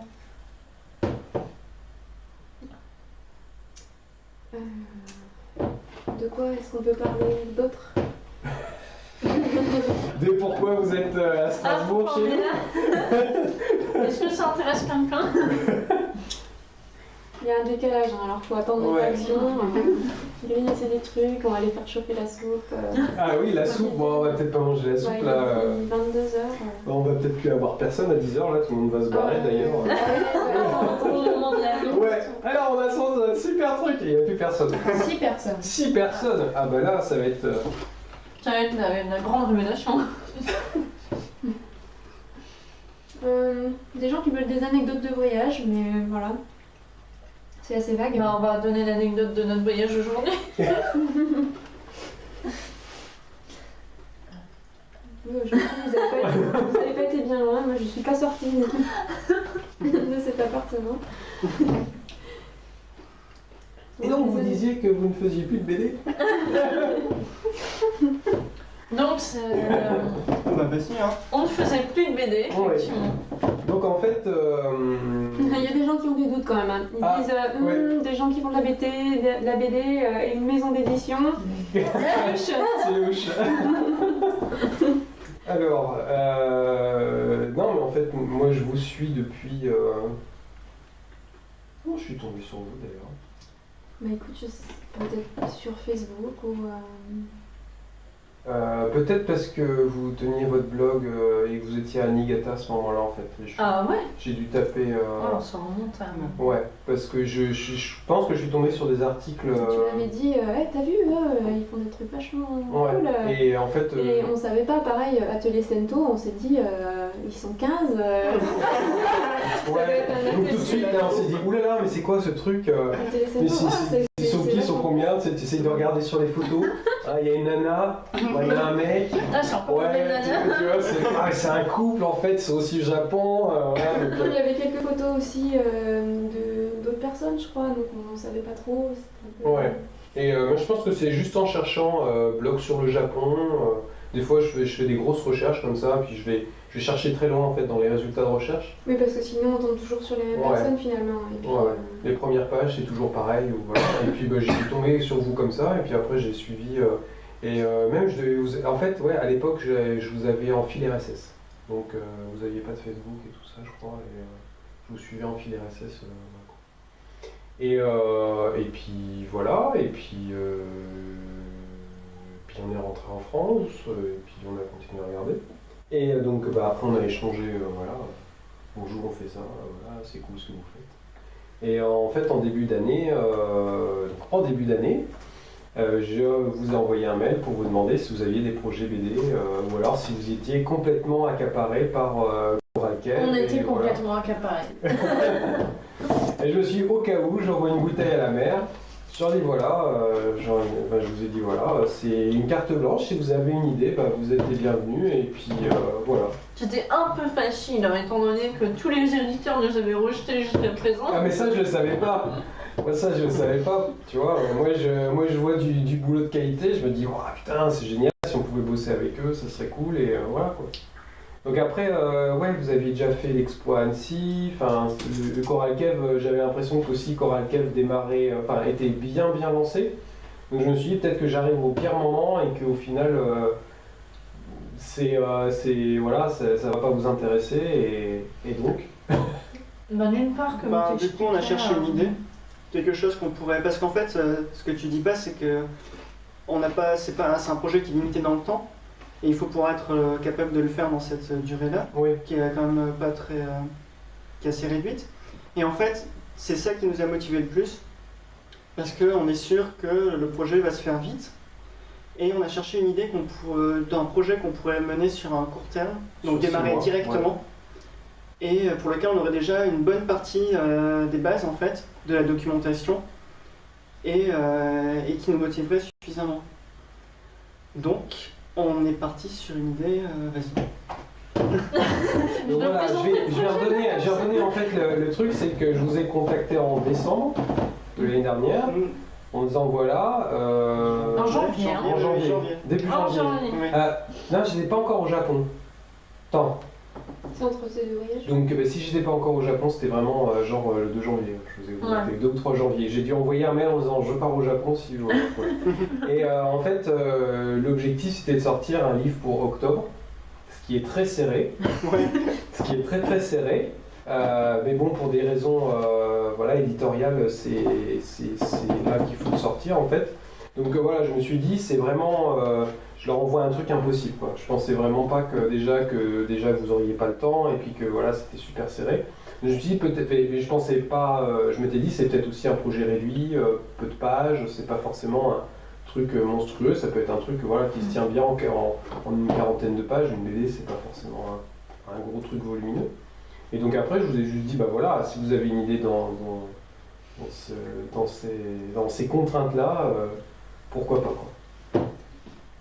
En fait, ce qui se passe quand même, c'est que nous, on suit le travail d'Iseki Nisho depuis un bon moment. Et, il faut dire quand même que vous faites un travail qui est assez exceptionnel, c'est hyper léché. Tous vos bouquins sont trop beaux. On adore la plupart des auteurs que vous avez dans Kokeko, etc. Et les conditions, c'est les conditions de rêve en fait. C'est-à-dire que vous nous avez dit, vous avez carte blanche. Quoi. Un éditeur qui nous dit, vous avez carte blanche. On fait du très bon boulot, on imprime très bien nos livres, etc. Et en plus, le bouquin sera sorti en octobre. Je veux dire, qui ne rêve pas de ça? Un auteur de BD, normalement, pendant 6 mois, il attend la réponse de l'éditeur, qui va faire traîner pendant encore 6 mois, puis il va bosser pendant 1 an sur son truc, et ensuite il ne saura pas quand ça sera imprimé, ni quand ça sera sorti en librairie. Ça vous arrangeait qu'on soit super à la bourre Je pense que si le délai avait été plus grand, on y aurait réfléchi à 2 fois en fait. Parce qu'on travaille en priorité sur le jeu. Oui. Et que on peut pas non plus, on n'a pas trop envie de le laisser en plan pendant une année entière par exemple. Oui. Alors que le laisser sur quelques mois ou continuer à travailler pour l'instant on travaille à mi-temps sur les 2 projets. Et peut-être pendant quelques temps on va arrêter, on va se focaliser sur la BD. Mais du coup c'est très bref et en fait cet été c'est fini. Donc ça c'est vraiment... savoir qu'on va pouvoir reprendre le jeu à fond dès que ce sera terminé, ça c'est... Le truc c'est qu'on peut pas faire n'importe quoi dans ces conditions-là, c'est-à-dire qu'il faut avoir déjà la plupart du matériel disponible. Et c'est comme ça qu'on a, dans cette optique-là, qu'on a cherché une idée et qu'on a décidé de... en fait, pour ceux qui connaissent, qui sont allés voir le site IndieMag, depuis quelques temps. Donc on fait ces petites bandes dessinées qui nous mettent en scène dans la création de notre jeu. Et on s'est dit que du coup les designs des personnages, on les a vraiment bien en main, puisque c'est nous et tout ça. Et on s'est dit qu'on allait adapter ça à notre voyage au Japon, enfin à nos voyages en Japon, et qu'on allait raconter une histoire avec ces personnages-là, et que ce serait quelque chose qui s'inspirerait de tout ce qu'on a vécu réellement dans des lieux réels, et qui serait en même temps une vraie aventure en fait, avec un vrai scénario, une série d'histoires courtes avec de vraies histoires en fait. Voilà, avec de vraies personnes, dans de vrais lieux, et voilà. Et des anecdotes qui sont souvent vraies, mais tout étant un peu transformé, romancé. Voilà, c'est comme... En fait, c'est romancé, mais le ressenti est vrai. Voilà. Ça m'a beaucoup plu. Parce que c'est vrai que... D'ailleurs, c'était pas... Enfin, voilà, moi quand je vous ai dit, est-ce que vous avez un projet, c'était pas forcément... de la BD, ça pouvait être du carnet de voyage, ça, peut être voilà, ça pouvait être vos personnages ou pas vos personnages, ça pouvait être de la fiction, ça pouvait être... à un voilà, moment quoi. donné, déjà avec Olivier, on s'est dit si on a une opportunité, on fait de la BD quoi. Parce qu'avant tout, ce qu'on aime, c'est raconter des histoires. On n'a jamais été capable de faire de l'illustration. Et notre projet de carnet de voyage, on avait déjà lancé. On aurait pu le réamorcer. On y a pensé, hein. Et Mais en fait, s'il s'il a capoté, c'est parce qu'on n'avait pas la motivation de faire. C'est pas ce qui nous intéresse à nous. On est vraiment dans l'optique de raconter des petites histoires, à la fois un peu rigolotes, un peu étranges, un peu tristes, ce genre de choses. Et qui résument un peu toutes les anecdotes et le ressenti surtout qu'on a quand on est au Japon. Qu'on se retrouve dans un endroit vraiment mystérieux où on est un peu perdu, dans des forêts un peu étranges ou avec des petits vieux un peu bizarres qui nous racontent des trucs voilà. vraiment bizarres. Donc voilà, il y a un peu toute cette idée-là. Et qui va parler en fait du Japon qui nous intéresse à nous. C'est-à-dire un Japon qui disparaît petit à petit. Le Japon un peu folklorique, mais pas le folklore façon Kimono, Yokai Watch et tout ça, à la mode, mais plutôt le folklore des petits vieux de campagne en fait qui se rendent compte que en fait, les jeunes ne s'intéressent plus à ces histoires de la ville, du village, et qui n'ont plus personne à qui les raconter, et qui en fait à chaque fois qu'on passe, ils nous les racontent. Ils nous choquent quoi. Ouais. Et en plus, nous, on est toutes oui parce qu'on est à l'affût des petites histoires dont aucun Français n'entend parler, des trucs vraiment Et puis, ça nous étranges et tout intéresse. ça. La plupart du temps, ils nous baratinent pendant des heures, mais quand tu chopes un truc, c'est génial, c'est vraiment magique quoi. Donc ça, c'est ce qu'on aimerait bien retranscrire quoi. Thor nous dit ça serait un peu dans la même veine que vos BD sur Indie Mag, mais sur un autre thème. Oui, voilà, Ouais, c'est alors, ça. les BD sur Indimag, elles sont complètement à En l'arrache. fait, la différence des BD de Indie Mag, en fait, en gros, on a un gag par strip. Là, c'est pas basé sur le système du gag. C'est-à-dire que ça va être basé sur des histoires courtes qui font entre 9 et 15 pages en général. Et c'est à l'aquarelle quand même, hein. Je précise parce que Oui, les BD c'est à l'aquarelle d'Indimag, aussi. elles sont au crayon de couleur, elles sont un peu Ouais. à l'arrache. Tu peux montrer la couverture? Elle est Tu là. l'as dans le dossier. Oui, je peux montrer mais la oui. couverture, donc déjà vous pouvez aussi peut-être parler du titre de la BD. Attends, parce que donc, c'est l'illustration de couverture sans le titre que j'ai mis dans le Ah dossier. d'accord, on dévoile Donc tu pas. peux, on va le dire après, mais Attends, tu réponds à un commentaire. Je réponds juste à 2-3 trucs. Enfin non, je rajoute dans le lien de Coralie. Et aussi, alors, la grande différence avec les BD d'Indimag et celle-ci, c'est que les BD d'Indimag, elles sont tellement cheap qu'en fait, on voit pas le petit... là, la petite barre qui relie mes deux verres. Économie maximum au nombre de C'est vraiment, il traits. faut faire vite quoi. Donc là, on verra donc la monture de mes lunettes. Et Voilà, Je pense à on a un plus grand budget. On va y avoir des détails. là, on pousse dans le détail quoi. Pourtant, on va vite, hein, mais, Ouais. Ok. Alors, Donc, nous allons faire apparaître la couverture voilà. ici. Ouais, celle-ci. D'accord. Alors, je vais juste l'ouvrir et puis la mettre quelque part ici. Donc en gros, c'est pas la première image que j'ai vue parce que vous avez fait des tests. des premiers tests. Parce qu'après, il faut trouver un style qui permet quand même d'être joli, mais en même temps qui permet de produire rapidement. Et je suis très content du rendu parce que c'est...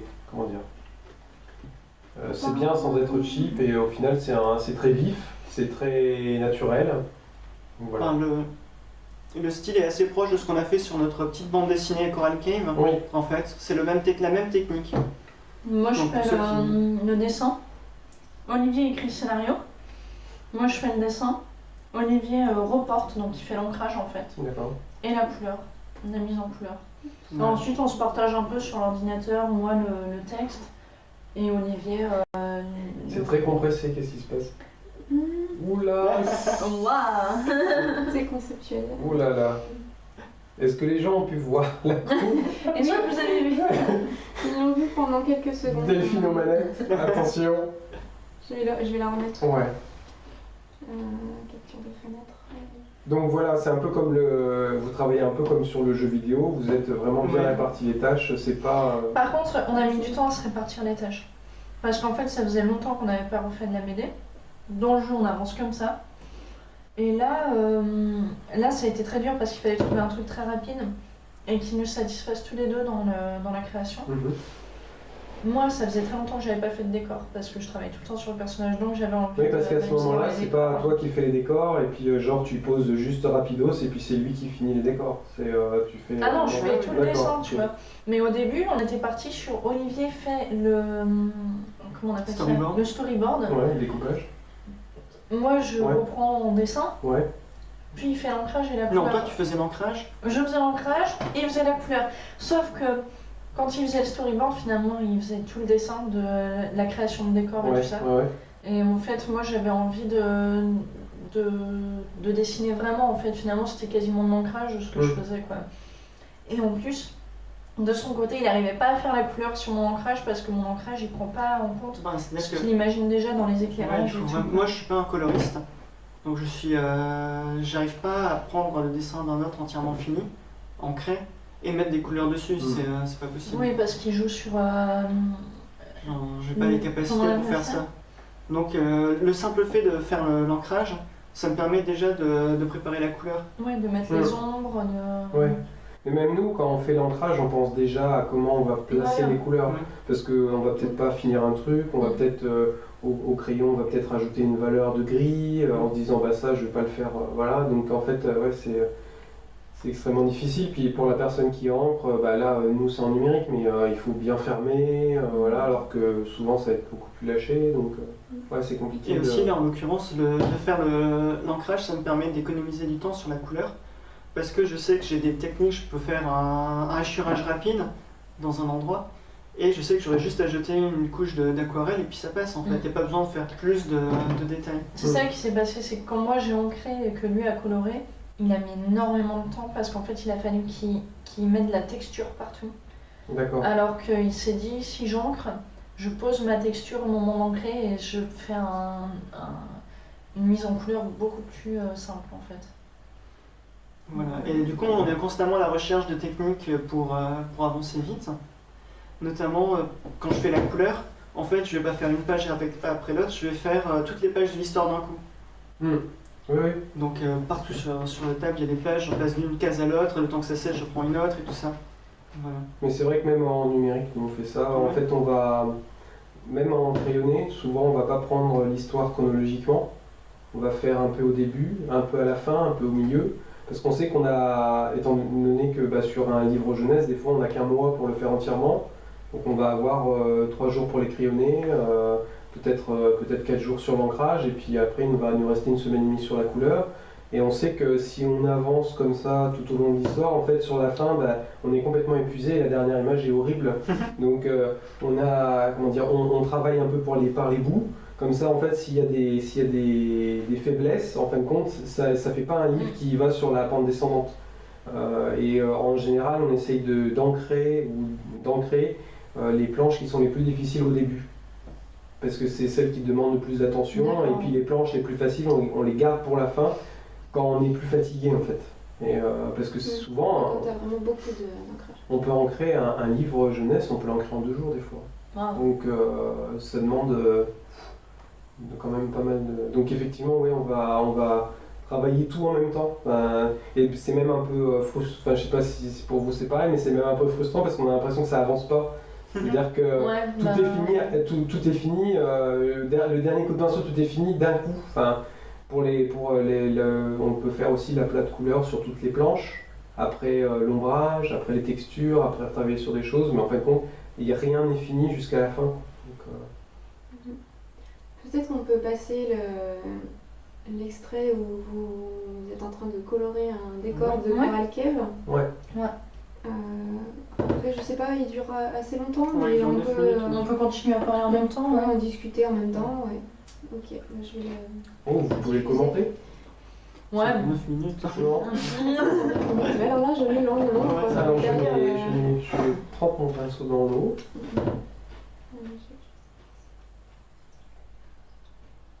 Ok, on va le mettre en grand peut-être parce que sinon Ouais. on va pas voir grand chose. On a aussi constaté un truc, c'est que plus on travaille vite, mieux on travaille. Nous. Parce Ouais. qu'on est habitué justement à faire du croquis, d'observation en extérieur, au Japon ou en France. Et c'est quelque chose qu'on aime bien. On n'a Oui. pas, plus on s'applique en fait, plus on ça va rate être notre maladroit. Mmh. Parce qu'on n'a pas un style qui est vraiment qui est beau, élégant et tout ça. Alors qu'en croquis, on peut donner une impression de vivacité. Il y a beaucoup de dessinateurs qui se plaignent que en fait, leur crayonné est très vivant et qu'une fois ancré, ça devient un peu rigide. Là, c'est notre cas. Et du coup, en fait, on se pose pas la question puisque C'est c'est la quasiment un grosse crayonné en difficulté. fait, Ouais, nous, on le a truc ce final. Nous, c'est la grosse difficulté qu'on a. Je que vois j'ai- quand même que vous faites un crayonné en dessous Ouais, et. il y a le. Là, c'est la même technique que toi. Il est quasiment brouillon pour être crayonné. Ouais. D'accord. Et par-dessus, c'est direct de l'ancrage en fait. Voilà. Alors j'utilise un crayon 9B pour faire un crayon 8B pour faire mon ancrage, donc un crayon papier extrêmement gras, parce que comme ça l'aquarelle en fait, sinon elle estompe le crayon. D'accord, et là ça Et là, bat ça- pas un peu quand Non, tu... non, il faut faire attention à pas toucher la feuille parce que ça fait des traces très facilement Ok. et c'est impossible de gommer. Mais quasiment on voit bien que impossible. c'est un crayon gras hein, quand tu le tailles. Ouais. C'est- Et du coup, en fait, le trait est plus présent en fait quand l'aquarelle est finie. On mettait une plaque de plexiglas sur les genoux et on mettait une lampe de bureau en bas, ça nous faisait notre table lumineuse. C'est une technique. Depuis, on a acheté une petite table lumineuse. Donc après, la technique varie en fonction des décors. Là, en l'occurrence, c'est un décor qui est assez sombre. Donc je commence par mettre un aplat sombre et après je fais les couleurs par-dessus. Mais quand c'est un décor en extérieur, en fait, en général, c'est plus simple, puisqu'on part directement avec les couleurs finales. Ce genre de décor est un peu plus compliqué et c'est un peu frustrant aussi parce que comme c'est un décor du jeu, en fait, il se retrouve dans le jeu et le rapport entre le papier et l'écran est différent. Et du coup, un dessin qui est sombre sur papier va apparaître extrêmement clair dans le jeu. Et après, il faut beaucoup le retravailler par ordinateur pour avoir l'ambiance Du dessin du d'origine. dessin en fait. Donc oui, un petit détail, là c'est un dessin du jeu vidéo et Voilà. c'est pas un dessin qui sera dans la BD. Non, non, non. Voilà, on est D'accord, repassé, du jeu et pour vidéo. montrer la technique de peinture qui est La assez technique est la proche. même, ouais. Bon là c'est beaucoup plus fin et détaillé puisque Oui, c'est des parce- plateaux de jeu et puis oui. on reste beaucoup, enfin, on observe beaucoup Voilà. parce Le qu'on jeu va, passer on va devoir chercher visuellement Il y a des beaucoup choses. de détails. Oui. Donc Mais au Oui, final, pour créer un décor du jeu, en général, une fois que le crayonné est prêt, ça prend peut-être une demi-journée, enfin peut-être 2 heures pour l'ancrage mhm. et peut-être une journée pour la couleur, une demi-journée, une journée en fonction de la complexité. C'est assez rapide aussi. Mais ce qui est très long dans le jeu, en fait, c'est de concevoir le décor parce qu'il faut qu'il soit conçu en fonction de toutes les énigmes qu'il va y avoir, de toutes les interactions possibles du joueur. Et il ne faut pas laisser quelque chose de côté parce que comme c'est de l'aquarelle, après c'est difficile à reprendre Mhm. pour intégrer de nouveaux éléments. Est-ce que tu utilises du drawing gum ou ça t'arrive jamais? Alors Avant, à l'origine ouais. on utilisait du drawing gum au début, Mhm. mais maintenant qu'on a un style croquis, bah, il n'y en a plus besoin. C'est pas grave si ça C'est dépasse un ça, petit c'est peu. dégueulasse. D'accord. Puis en l'occurrence là c'est les décors du jeu, donc en fait ils sont nettoyés forcément, D'accord. une fois scannés sur l'ordinateur, pour obtenir un résultat qui soit propre et aussi parce qu'on doit intégrer plein d'animations en fait dans les décors quand on ouvre une porte, quand on ouvre un tiroir en fait, il y a plein de choses à ajouter. En fait, on en utilisait beaucoup au début parce qu'on travaillait, on pensait que les auteurs de BD travaillaient tous sur des formats A3. On travaillait sur des grands formats. Donc, quand il fallait faire des dégradés dans le ciel ou des trucs comme ça et qu'il y avait des bulles en plein milieu, Mhm. c'était vraiment compliqué. Et en fait, en réduisant le format de travail, on se retrouve vraiment avec des petites surfaces à travailler. Donc c'est pas compliqué de passer autour de la bulle et de créer des dégradés de chaque côté, quoi, ou des trucs comme ça. Et puis Ouais, en parce plus, que drawing gum, pour ceux qui savent pas ce que c'est en aquarelle, c'est c'est de la gomme qu'on peint. Enfin, c'est une espèce de cache en fait. On va utiliser ça, on va peindre le cache et après on va pouvoir l'enlever. C'est une espèce de couche plastique. Donc quand on a besoin de faire un grand aplat et qu'en plein milieu il y a une zone blanche et qu'on est obligé de passer avec le pinceau par-dessus, ben, on va mettre cette couche de plastique pour cacher et ensuite on va la gommer, on va l'enlever. Pour un ciel étoilé, par exemple, un ciel étoilé, il suffit de mettre quelques points en drawing gum, on passe la couleur du ciel, et à la fin on gratte, on enlève tous les petits points et ça fait des zones blanches parfaites. Ça fait des zones blanches au début. On s'est rendu compte que quelques années après, toutes les BD qu'on a faites avec ça, il y a la trace jaunâtre de la gomme en fait qui apparaît. Ça dépend maintenant. sûrement des marques. Ouais, On utilise celle de base de PBO. D'accord. Il y a Du coup, peut-être ça un abîme. solvant à l'intérieur qui doit Ouais, attaquer le papier et qui doit Ça faire se voit pas au début, mais C'est pas très grave. 2 ans après. D'accord. Alors du coup maintenant, je crois que je sais pas si on réutilisera le truc. Vous en servez? Moi, je l'ai utilisé un peu quand je faisais de l'aquarelle, mais il y a très longtemps. Quoi. Alors, je sais pas si c'était parce qu'elle était en mauvais état, mais ça sentait très mauvais. Oui, ça sent une odeur Ouais. assez forte. désagréable. Ça sent un peu le poisson pourri. Un peu. En tout cas, celle qu'on avait, je pense qu'elle était très vieille parce que elle piquait le nez. Quoi. Et vous n'utilisez pas de peinture blanche pour revenir Non. parfois? Non. C'est vraiment Non. l'aquarelle sur le... La- Pas L'aquarelle. d'acrylique, vraiment que aquarelle. Il y a Ouais, pas de... on essaie de réserver les blancs en fait. Mm. Comme ça se fait souvent. En fait, Voilà. ça serait trop de travail si on commençait à fignoler avec des petits trucs par-dessus. C'est vraiment un Oui, style c'est ça. croquis en plus. hein. Si on loupe une zone blanche, bah, tant Mais pis. on c'est loupe un une zone choix blanche. à faire, on se dit on prend de l'aquarelle et on Ouais. travaille comme ça, Ouais, et comme ouais. ça. Après, il y a des style gens, et- franchement, qui maîtrisent, quand on voit le travail de Florent Chavouet, c'est un mélange de techniques. Mm. C'est hyper maîtrisé, quoi. Déjà, nous, on n'a jamais fait, donc du coup, on va pas se lancer là sur une BD à mettre des touches blanches Mm. alors qu'on l'a jamais testé. Même Rémi, il a une utilisation de l'aquarelle qui est extrêmement impressionnante. Mm. Très très très travaillée avec beaucoup de techniques en fait qui rendent des résultats Et spectaculaires. en même temps, un style très lâché au final, Mm. Mais à la fois réaliste et C'est toujours rageant, ça, d'avoir l'impression de aucun problème, Et bah, tout justement, va bien. Florent Gorge nous dit qu'il est jaloux parce que ça a l'air super facile. Mais c'est en accéléré, c'est pour ça. Oui, aussi. Non, mais faut pas être jaloux, hein, c'est énormément de travail, quoi. En fait, moi, j'ai découvert le dessin d'observation avec Olivier. C'est coupé là?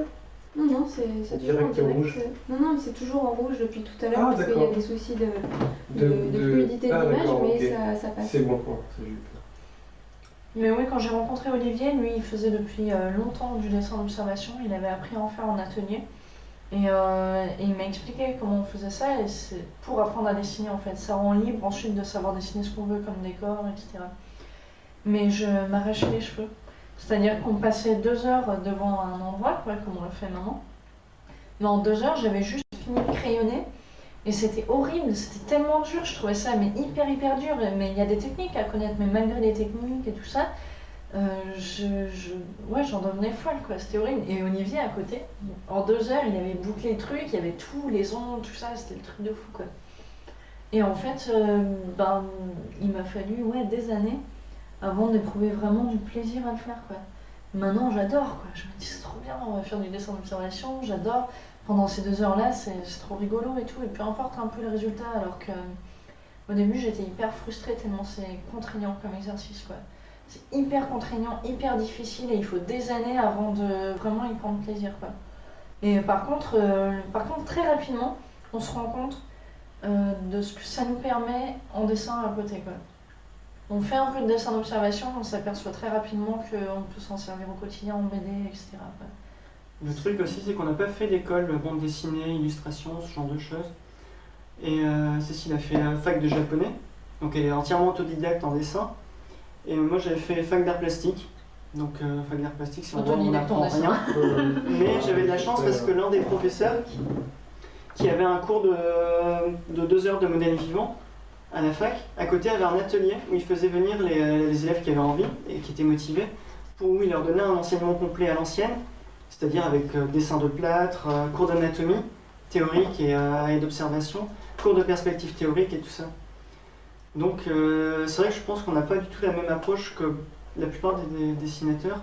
Et du coup, on n'a pas trop les trucs de travail qui leur permettent d'aller vite ou plein de références, de raccourcis et tout ça. Ouais, on peine vraiment sur certains trucs. Donc c'est vrai que nous, en s'axant sur ce qu'on sait faire, c'est-à-dire le croquis d'observation qu'on fait quand on voyage, parce que c'est ça qui nous plaît, bah, du coup maintenant on essaie de recaser en fait dans tout ce qu'on fait parce qu'on ne pourrait pas faire un vrai travail de bande dessinée ou un vrai travail d'illustration. On n'a aucune des compétences pour y arriver. En même temps, qu'est-ce que c'est qu'un vrai travail d'illustration? Il y a un truc, enfin, il y a quelque chose, j'ai l'impression, mais il y a beaucoup de styles très différents, mais il y a, je sais pas, il y a une sorte de communauté de méthodes de travail, ce genre de choses. Ouais, je sais pas si on apprend tant que ça en faisant une école. Enfin, moi j'ai fait les arts déco à Strasbourg. Donc forcément, il y a une émulation dans la classe parce que tu vois ce que les autres font, t'as envie de... Mais ça peut aussi arriver après, si tu intègres un atelier d'illustrateur par exemple, ou même par internet, si tu communiques avec des auteurs que t'aimes bien et t'es forcément influencé par tout ça. Et c'est un mélange d'influences en fait, je pense, quand tu construis ton style petit à petit, quoi. Mais en fait, souvent, quand on voit le travail d'illustrateur qu'on aime beaucoup, moi je suis surprise de voir d'où. Je me dis, mais d'où est-ce qu'ils sortent ça? Ils sortent un truc qui est hyper classe et que j'ai déjà vu en dessin dans le sens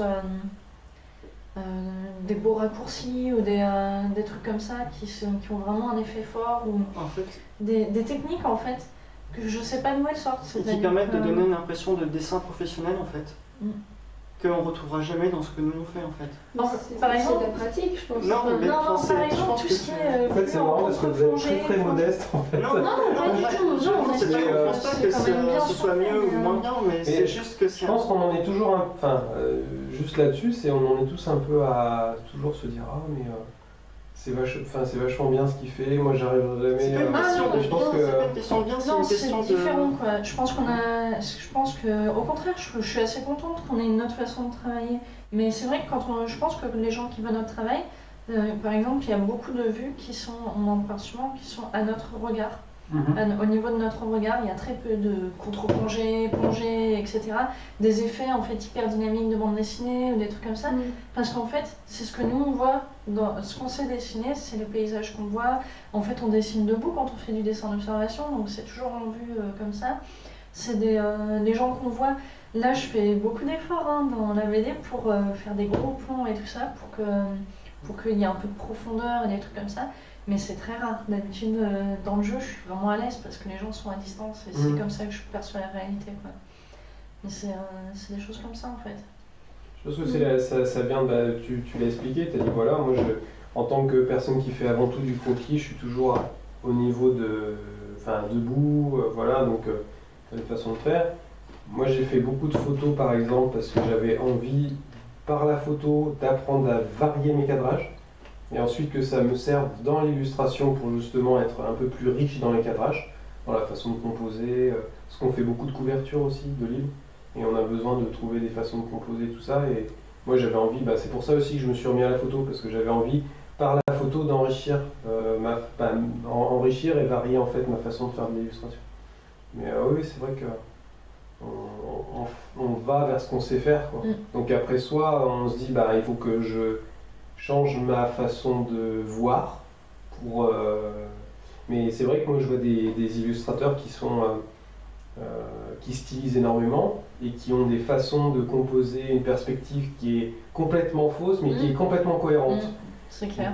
Et là on se dit mais waouh, mais comment quoi, enfin j'aurais jamais voilà, c'est pas un plan avec une ligne voilà, mais c'est un univers tout complètement cohérent. Et moi je pense que c'est surtout des influences, quoi. Ça peut même venir du cinéma, ça peut venir du théâtre, ça peut venir de la peinture classique aussi. Mais même quand tu regardes le travail par exemple d'artistes et de dessinateurs asiatiques, ils vont parfois dessiner des choses d'une façon que nous on n'aurait pas pu conceptualiser, enfin imaginer, quoi. Parce que c'est une question de point de vue et d'influence, quoi. Ouais, d'influence beaucoup. Enfin, par exemple, quand on jette un coup d'œil à tout ce qui se fait en artistes actuels japonais, par exemple, les dessinateurs plutôt japonais, on voit des courants, des choses qui reviennent, etc. Il y a des trucs super bien, mais c'est vraiment ouais, des sortes de choses qui se transmettent un peu comme ça, c'est assez intéressant quoi. Et je pense que c'est surtout, enfin, je pense que c'est la culture générale, c'est-à-dire qu'on est plus influencé par tout ce qui vient d'ailleurs du dessin. Enfin, je pense qu'il faut plus s'intéresser Tout à à fait. la peinture, Ouais. au Même la théâtre. musique, n'importe quoi. Moi, enfin, je vais presque jamais au théâtre et j'y étais une fois, je me rappelle, à Lille avec des copains. Par hasard, en fait, c'était l'entracte lors d'une grosse pièce de théâtre qui durait 4 heures. En fait, on a vu plein de gens devant le théâtre, on s'est dit, ah bah tiens, voilà. Et en fait, au moment où on est arrivé, tout le monde remontait. On s'est dit, bah on va aller avec eux, on s'est assis dans le théâtre. Personne nous a demandé de ticket, quoi que ce soit, on s'est assis, on a regardé, c'était une pièce, je sais pas ce que c'était, une pièce, voilà quoi. Et moi j'ai adoré parce que il y avait la lumière, enfin l'éclairage de théâtre était vachement intéressant. Et moi j'aime bien aussi cette lumière-là, essayer de retrouver des ambiances dans mes dessins, voilà. Et je pense qu'il faut s'enrichir de plein de domaines qui ne sont pas du dessin pour que justement un dessinateur voit ton travail et se dise « Ah mais comment il fait ça? J'ai jamais vu ça. » Bah oui, mais parce que c'est plein d'influences. Voilà, c'est... Ça c'est clair. Pas seulement influencé par un courant de dessin que tu aimes bien, Oui, voilà, voilà. apporter C'est, plein de choses. Ça c'est clair, on en parle souvent de ça. En jeux vidéo, par exemple, la plupart des jeux vidéo qui sont vraiment passionnants, c'est les gens qui viennent d'autres domaines en fait. Donc on en voit qui sont musiciens, qui se mettent à faire du jeu vidéo et qui font des jeux vidéo incroyables au niveau... On a 2 amis qui sont des musiciens punk qui habitent à Lyon. Et donc ils font des tournées en Europe, en Russie et tout ça avec leur guitare. Et en fait ils ont créé un jeu vidéo cyberpunk qui a ceci d'extraordinaire, qui semble vraiment sortir un peu de ce creuset musique punk hyper fort qu'il n'y a pas dans d'autres jeux qui sont créés par des gens qui viennent du milieu du jeu vidéo, qui sont plus léchés, plus acceptables dans leur appartenance au médium. Donc du coup, il y a une énergie très forte qui vient de personnes qui viennent d'autres horizons et qui, grâce aux nouvelles technologies, des nouveaux programmes, logiciels et tout ça, peuvent se mettre à faire des jeux vidéo sans compromis en fait. Et c'est ces gens-là qui vont enrichir le milieu du jeu vidéo, quoi. C'est des gens qui viennent de Et l'extérieur. du coup, il y a énormément d'expérimentation en fait, comme des jeux comme The Dream Machine qui est fait entièrement avec des personnages en argile, dans un univers à la David Lynch étrange où on entre dans les rêves de D'un personnages. futur père de famille. On voyage dans les rêves pour délivrer les gens d'une menace extérieure et tout est fait avec cette argile et c'est vraiment très beau et complètement inédit. Oui. Et c'est souvent, c'est marrant, bah, c'est aussi le fait d'être dans un milieu. Je pense qu'il y a des codes qui se mettent en place et qui te verrouillent en fait, parce que tout d'un coup, tu n'arrives plus à voir en dehors de ce cadre. Par exemple, moi, c'est une réflexion que j'avais eue, une personne qui avait regardé, je sais plus, Nécoland ou je sais plus quel bouquin, et il y avait une photo qui n'était pas en complète double page, mais qui passait un peu sur le milieu, pour garder le format photo. Et la personne a regardé le livre, elle m'a dit, mais je crois qu'elle m'a dit, on a le droit de faire ça, de mettre une photo qui est coupée par le milieu? On a le droit de faire ça, tu vois. Et personne n'écrit les règles. Voilà, il n'y a pas de code. Enfin, c'est bien de connaître certains codes, mais c'est bien aussi de s'en abstenir, quoi. Voilà, quoi.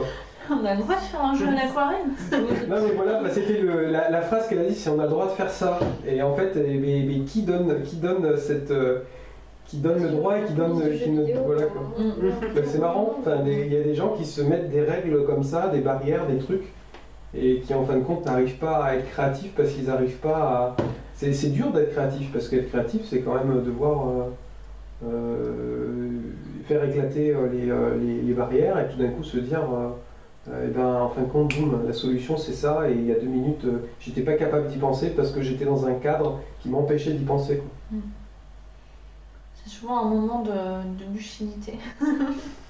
Et il y a quelqu'un que j'aime bien qui s'appelle Luc de Brabander, c'est un mec qui travaille sur les idées, la création, mais ça peut être pour des agences de communication et tout ça, et il disait, imaginez une réunion chez Bic.